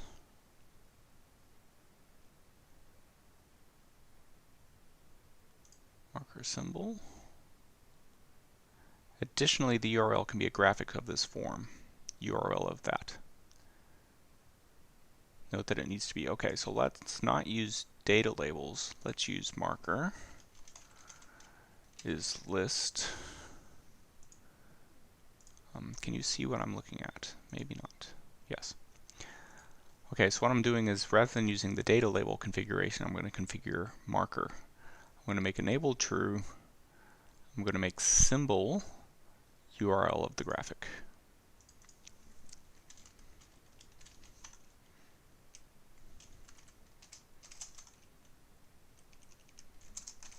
And let's take off paste.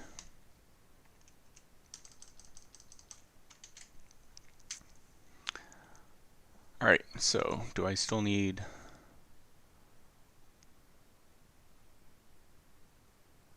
enabled is true. None of this other stuff exists. Let's try that.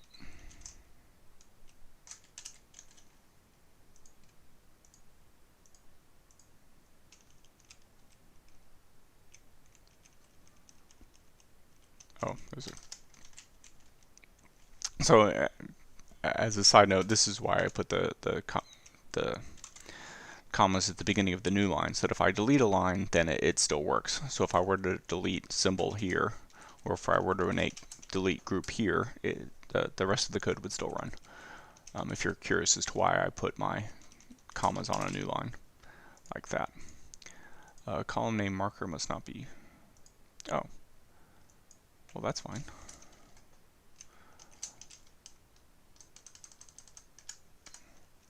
Similarly, if I want to add a new thing, I just add a... Okay, so I don't want the radius to be 0 if it's going to be a Pokemon. But I can... let's just try it. Let's just try it.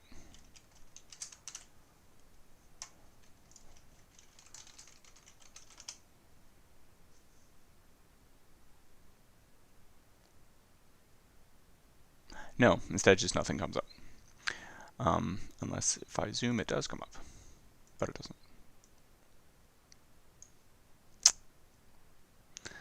So it knows it's there.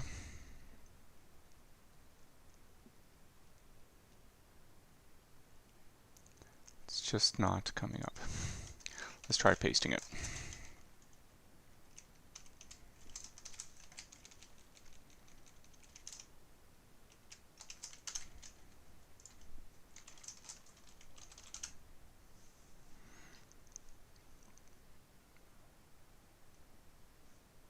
Nope. Let's try taking out the URL.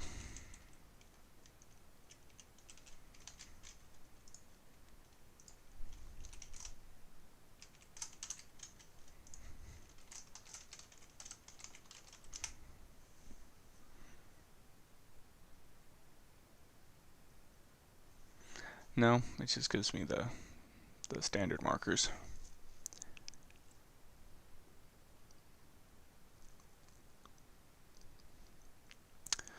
Let's try going back to data marker, data label, equals list, enabled equals true, allow, use HTML. HTML equals true, and what was it?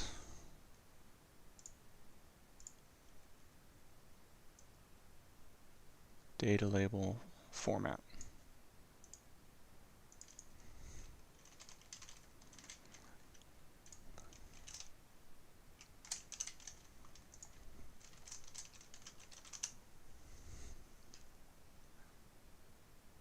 I'm going to be bummed if this doesn't work.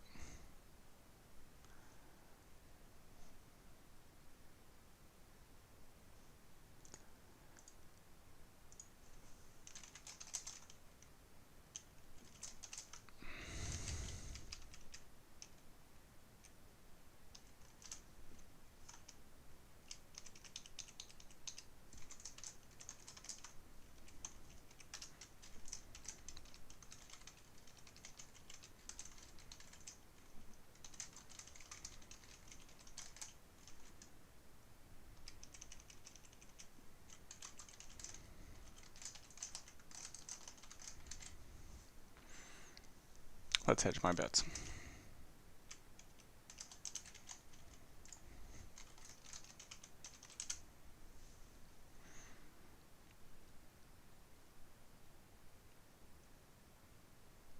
Well, I'm getting the Pokemon there. It's just not, I need to put the anchor in, don't I? Ah, yes. Yes. I remember. I remember now. I need the, what is it?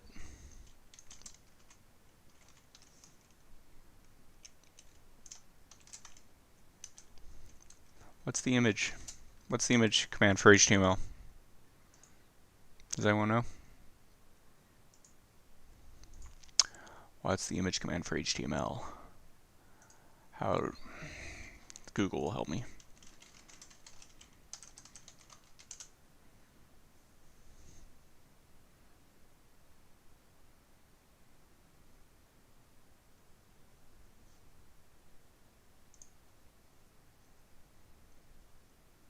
What is it? What is it? A image src equals. Let's try that.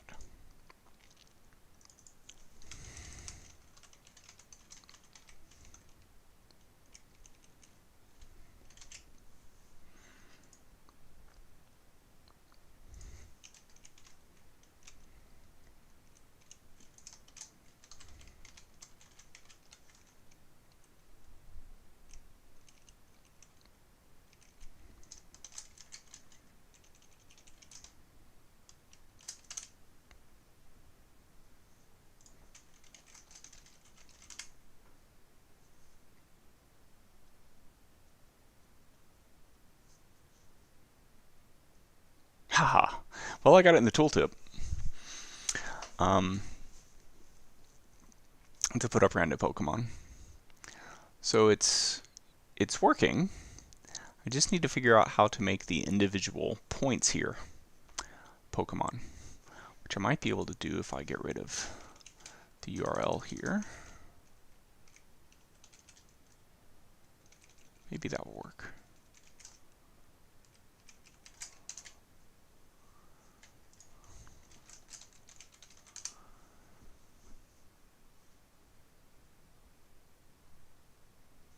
No.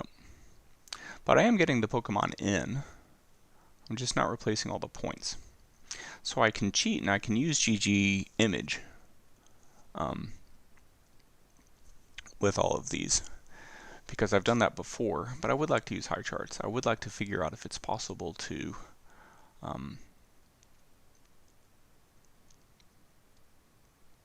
do this, because it seems like I should be able to. The point that Pokemarker is working, use HTML as true is working. Why isn't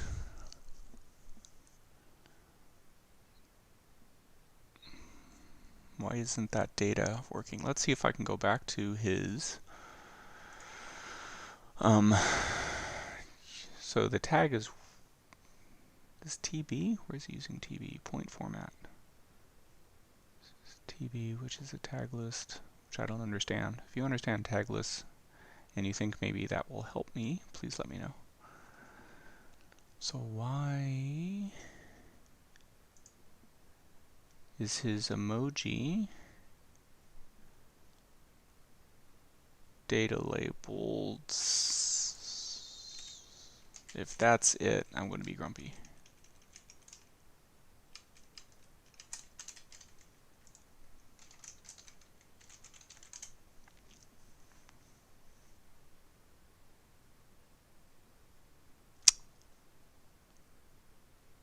Okay, I'm grumpy.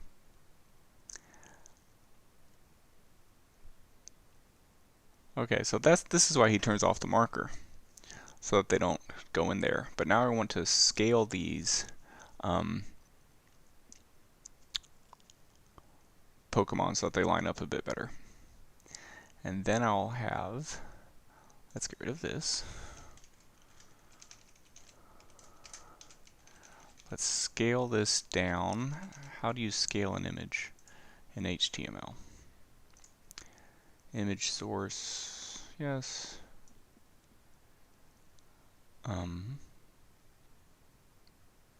Alt text, where's size? Okay, I can change the width and the height. Let's change the width and the height.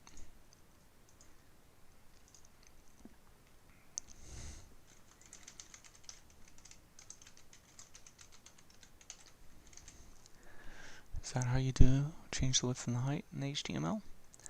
Quotes. No commas, nope. Just width equals, let's change my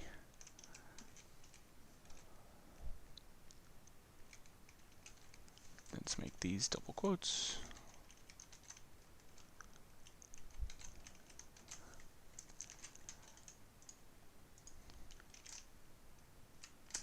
And now I want to make the marker size 0. But that's okay. I can do that quickly.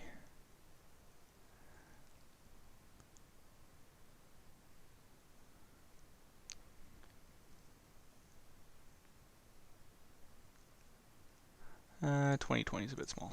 Let's make them a bit bigger. Can you see these? No. No, you can't. Let me share it with you. Share the glory of my Pokemon data points here. Let's turn off my markers.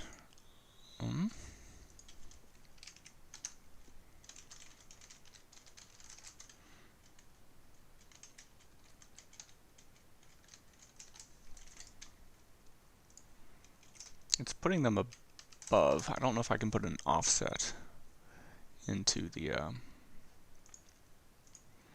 into them, because now my plot is the Pokemon. And if I mouse over the Pokemon, it's not entirely where they are, but it's close. and I can look at them in all their glory. And it's only an example of something silly you can do with your plots. Maybe they should be a bit bigger. Let's make them a bit bigger.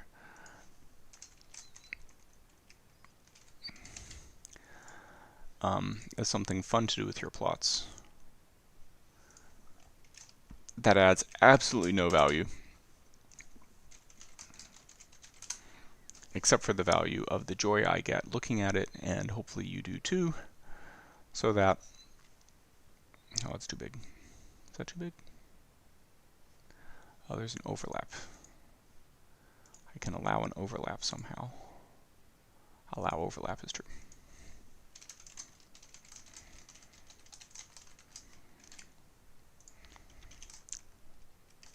Let's make them 40 by 40.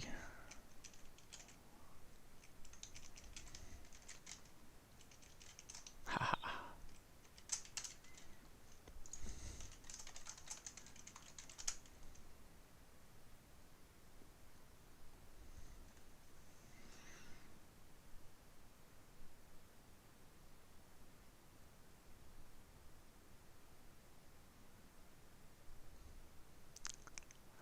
So there's my graph, replacing all the data points with Pokemon, because I can. Hey, look at this guy. Who's this little guy? Who are you, buddy? Do I know who you are? Let's put that back in.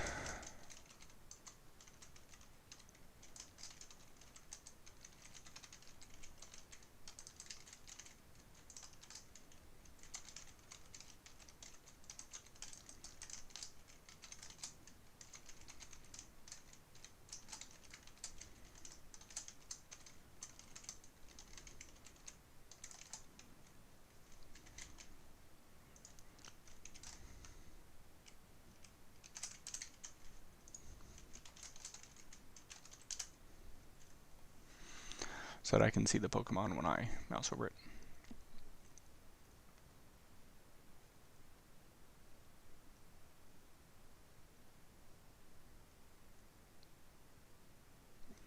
Alright, 2020 is too small. 420, let's have a massive Pokemon in the tooltip. Because I can.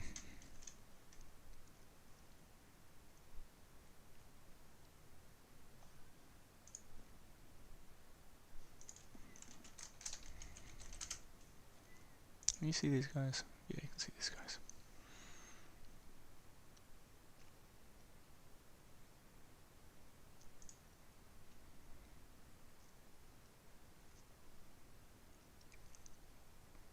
Very good. I'm happy with that. I'm happy with my silliness plot of Pokemon. I'm happy with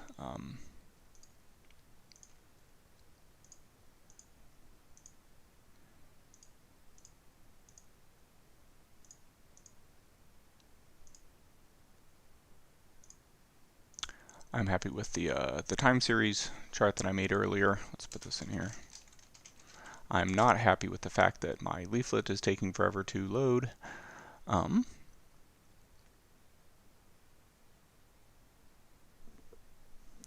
wonder if using a file will work too. Let's see where we are.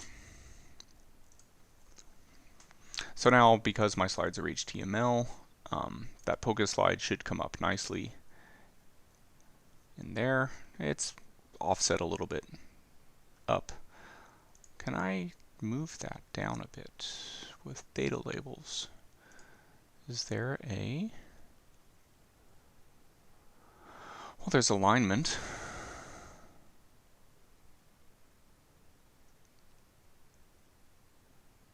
It's center by default though.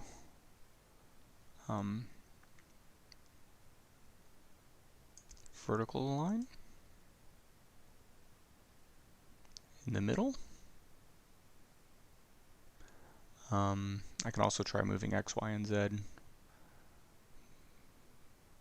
Maybe if I put in Z as 0. Anyway, I'll look at that off stream. How about that?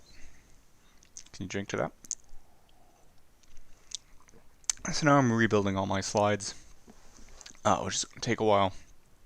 Unfortunately, I only have one leaflet turned on, So hopefully it won't take forever. Hopefully it will work. We'll start there. Let me go back to my code and see if my leaflet is building on each other, or if it should work better. Now I'm building them all individually, which is the most efficient.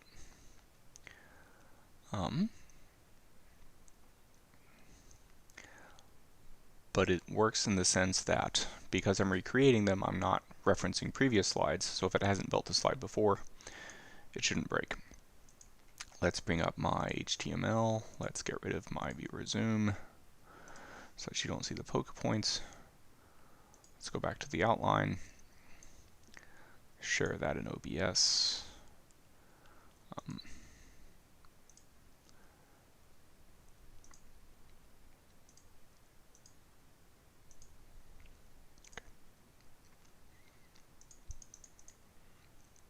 So here it is. I'm going to make it big, put it on top of everything.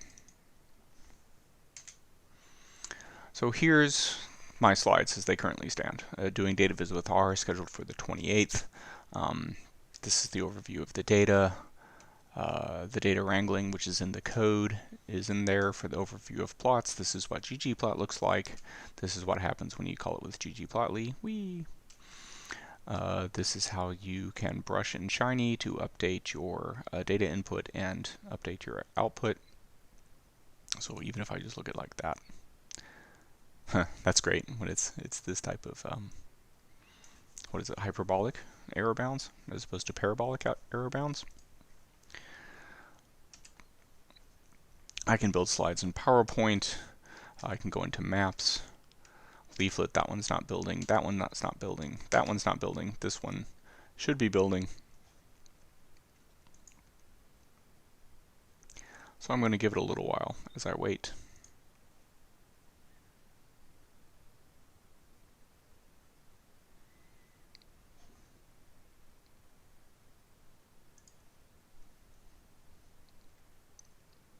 And I think about using my slide background in a non-animated GIF slide background, which I'll do later.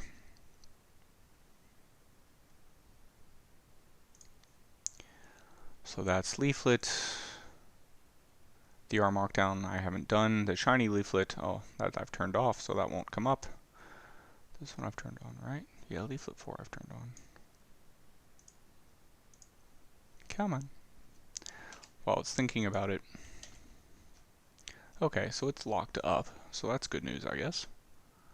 Reporting with R Markdown. Yeah. Yeah, it's very grumpy. It's stuck in the augment with jobs data slide. That's no good. I'm going to have to start this good and proper early if I want it to run. What if I open a browser?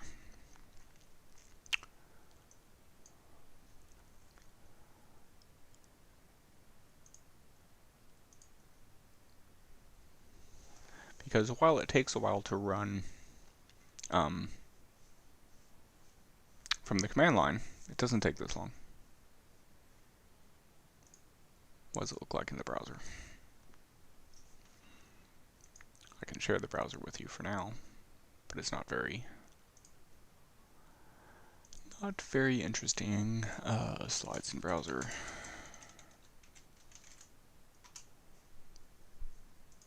So this is what it looks like currently. Oh, that's huge. Let's make that smaller.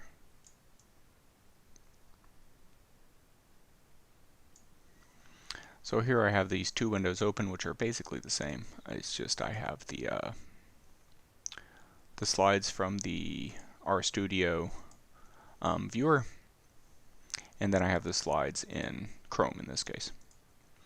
The slides in Chrome are still loading.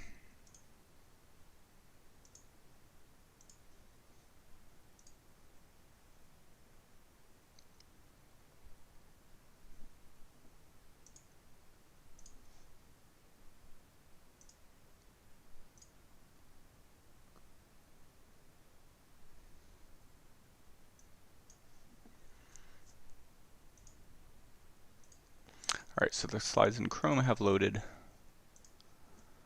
Let's see if it's behaving itself a little bit better.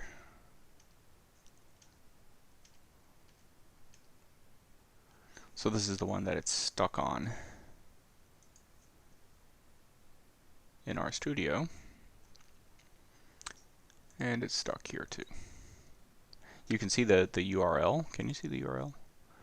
Well, you can almost see the URL. But the URL here is my local file doing Data Viz with r.rmd, which is our markdown, number 14. So you can go directly to any individual slide by hashtag slide number. And yeah, it's also locked up at this slide, which is unfortunate because I don't want to kill it, but I might have to.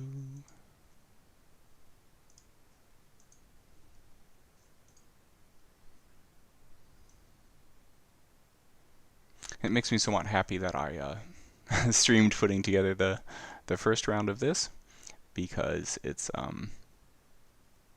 it works then. I don't know why it's not working now, but it's not working now. Did I change something in my header? No, it's still runtime shiny. It really shouldn't be taking this long, but it is. I don't know why. But that will slow down me doing the slides in real time. So I'm going to stop this. I'm going to come back to here. I'm going to make this true. I'm going to make all the leaflets true. I'm going to have this be called base leaflet, leaflet polygon.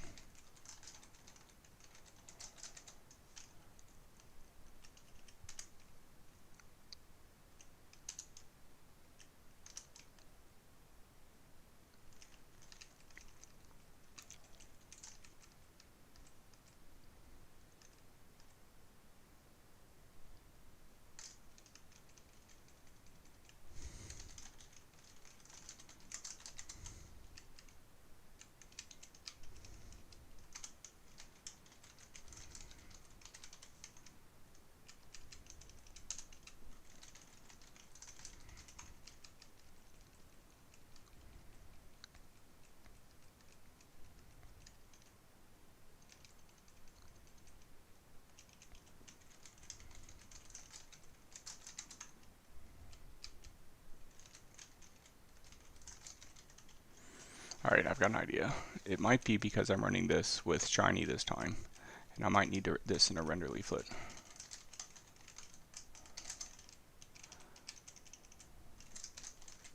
Rather than printing it or leaving it straight like that.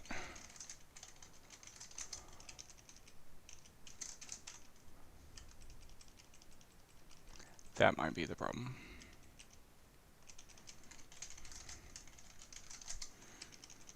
So with Shiny, for most packages, there's make sure there is a render leaflet. Leaflet output for UI element and render leaflet 2, then render whatever it is you make. And so previously I was doing this with Shiny false, although it worked when I created the Shiny leaflet here, because here I'm using render leaflet. Okay, so maybe because I'm using runtime Shiny, it's not actually printing the leaflet object I make, and I need to put it in a render, is my current hypothesis.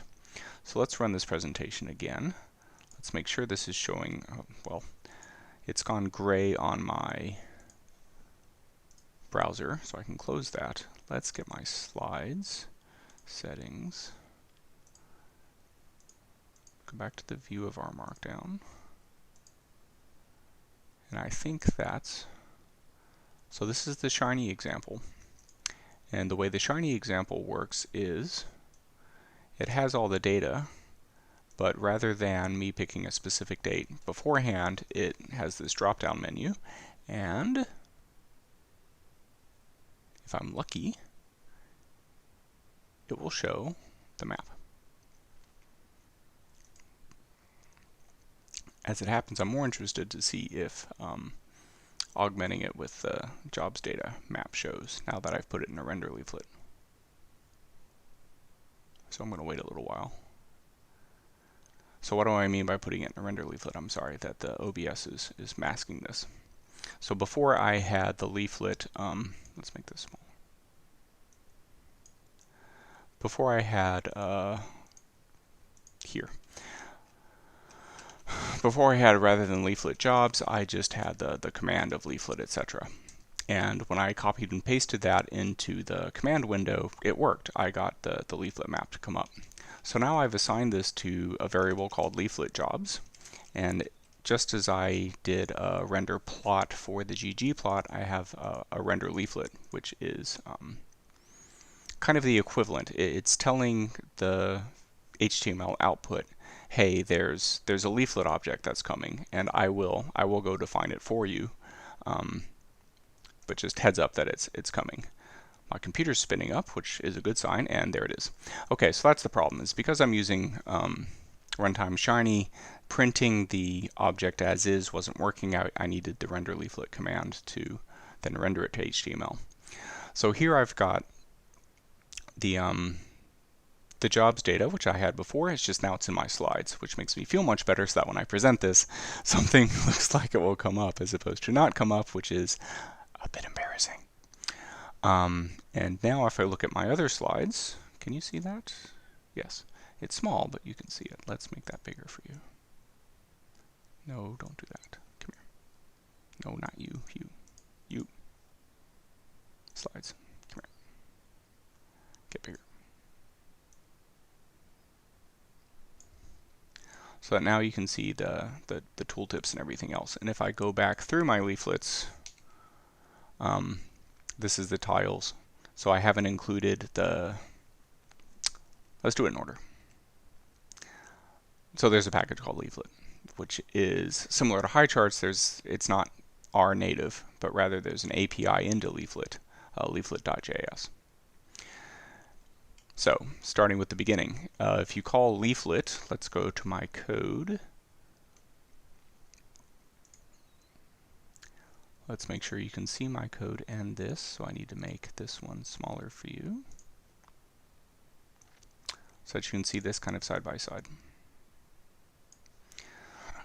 So step 1 and 2, create the map. So I've created this variable called leaflet polygon because I'm using runtime Shiny. I need to render it instead of leaving it open, which was my problem before.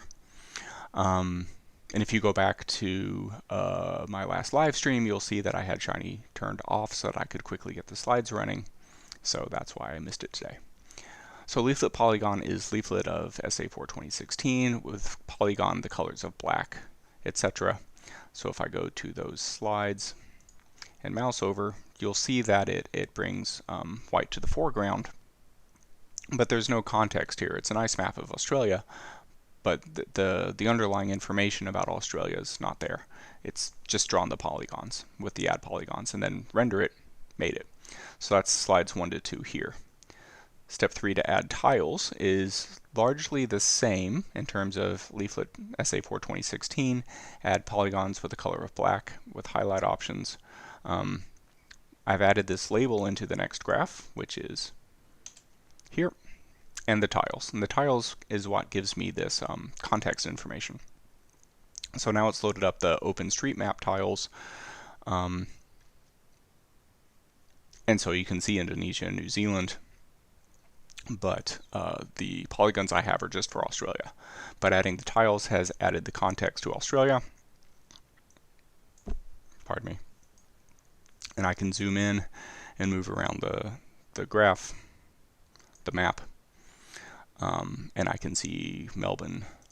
I can zoom in some more. Oh, it really doesn't like doing this.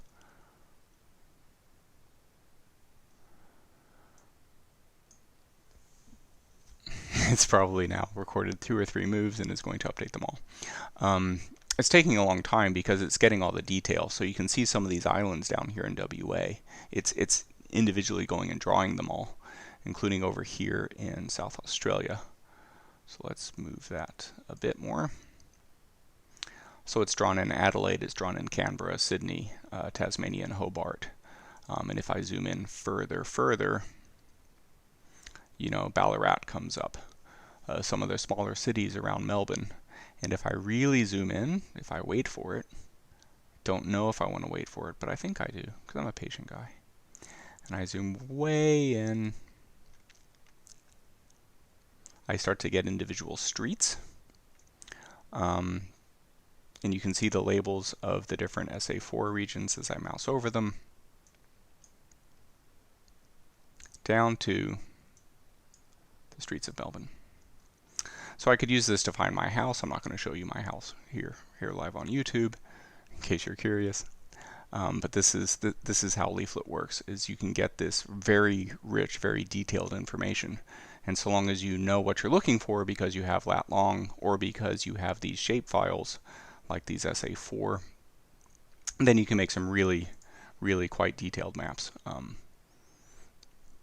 I'll say in R, but it's actually the R interface to leaflet.js, and putting together the lists and the commands just like I did with high charts, but for Leaflet. And then with the jobs data, so joining the SA4 key to the jobs wage index and then adding the color palette to that gives you something like this. If I go down to our Markdown I haven't done, my interactions with Shiny, so here I have a different date. Looking at, let's go into, so I did August 8th as of the 1st of,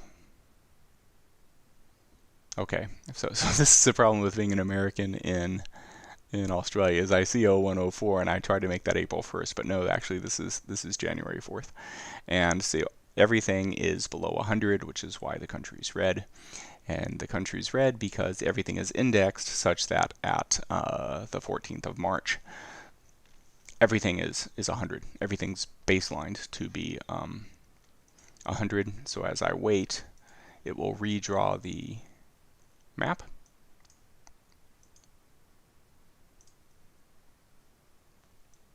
And everything should be this nice green color.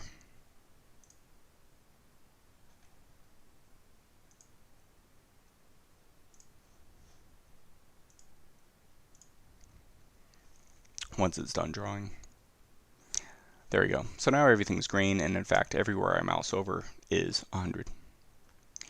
And if I go back to August, which was the other map I was looking at earlier, it shows like the Melbourne area in red and most of everything else in green. And if I look now, or the latest data, I think everything's still green. I don't remember if this was during the Sydney lockdown, but I don't think so. I think here everything is still green, which is nice. I am going to spend some more time, not on stream, but off stream, trying to make this faster. I know there's a Leaflet proxy you can do, and I can try to use that so it doesn't have to redraw everything, because that's quite slow. To go out and grab the data, grab all the data about Australia to add the tiles in. Speaking of not doing it that way, the fastest way to break code is to do it live, is what you should learn from this.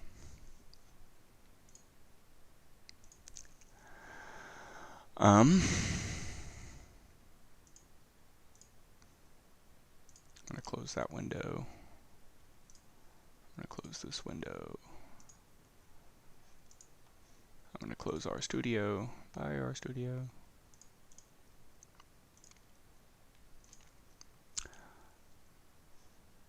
So I'm planning to wrap it up here soon. I'm happy that I got my Pokemon working. Haha.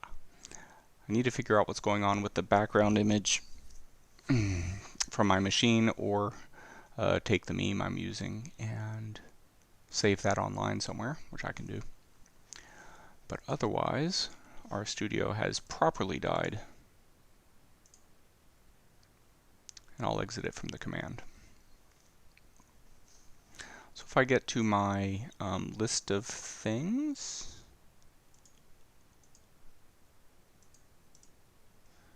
and promote that up. Animating the map I haven't done. This whole R Markdown thing I haven't done. Comparisons between SA3 and SA4 I'm not going to do. Sharney to R Markdown, I kind of did with ggplot, so I'm not going to completely worry about it. Section 5 is the kind of surprise section where I'm going to do some silly things. There is a method to my madness. I do have some conclusions and final thoughts to say on that, but that'll be for the presentation itself. The summary is when someone asks you for something interesting, Task Manager, interesting is in the eye of the beholder, if you will. And if someone in the meetup group asked me for something interesting, I would gladly show them that I can make plots have all the Pokemon. But if a senior executive asked me for something interesting, I probably wouldn't show them that. But only probably. So it's a hard thing when you're asked to visualize something to find actionable insights, because what you find interesting, what I find interesting may be completely different.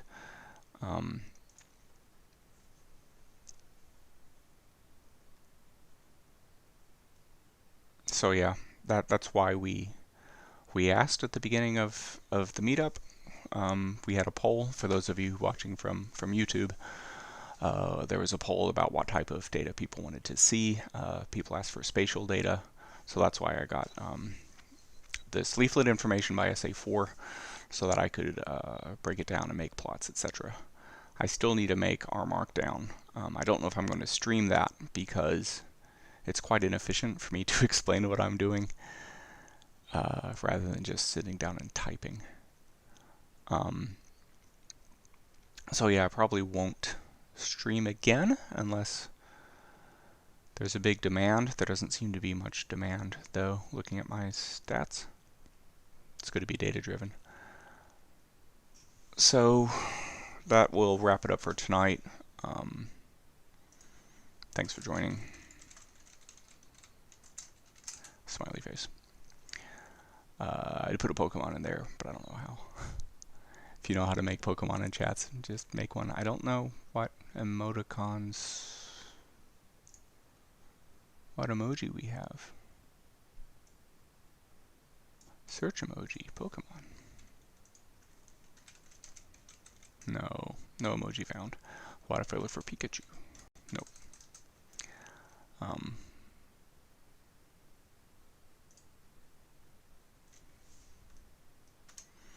But I can do that. So yeah, and doing Data Viz, yes, there's the business aspect, but I do encourage you to have fun with things. Do things because you can. Try to get a better understanding of how all the packages you're using work. Find a way to push the limits and to make it do things, because while making Pokemon might not make sense, if I had a little image of the SA4 itself, I might put that on. Rather than having the state be a color, I've put in the flag of states just to have some other indication. And you can do funny little things like put in pictures of celebrities or pictures of famous people if you're looking at that type of data. Pictures of if you're looking at COVID data, to have little images of the virus. Could be the type of presentation that impresses people and therefore makes it more likely that they will listen to you and believe your outcomes. So if there are no questions, I'm going to get ready for sleep. It's nearly 10 o'clock here. I've been streaming for about 3 hours, not counting my little break. My voice is quite tired. There is a lag of about a minute, so I'll give it a little while. If anyone has questions, actually first I'll see if anyone's on. Yeah, there's a couple people on. Hello.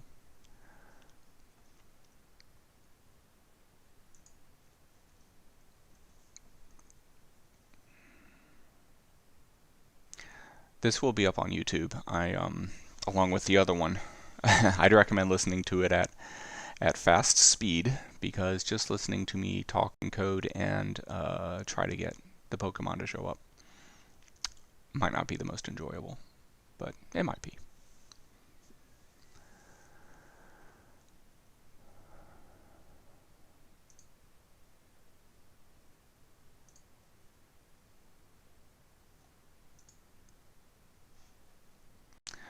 All right, thank you very much. Have a good night.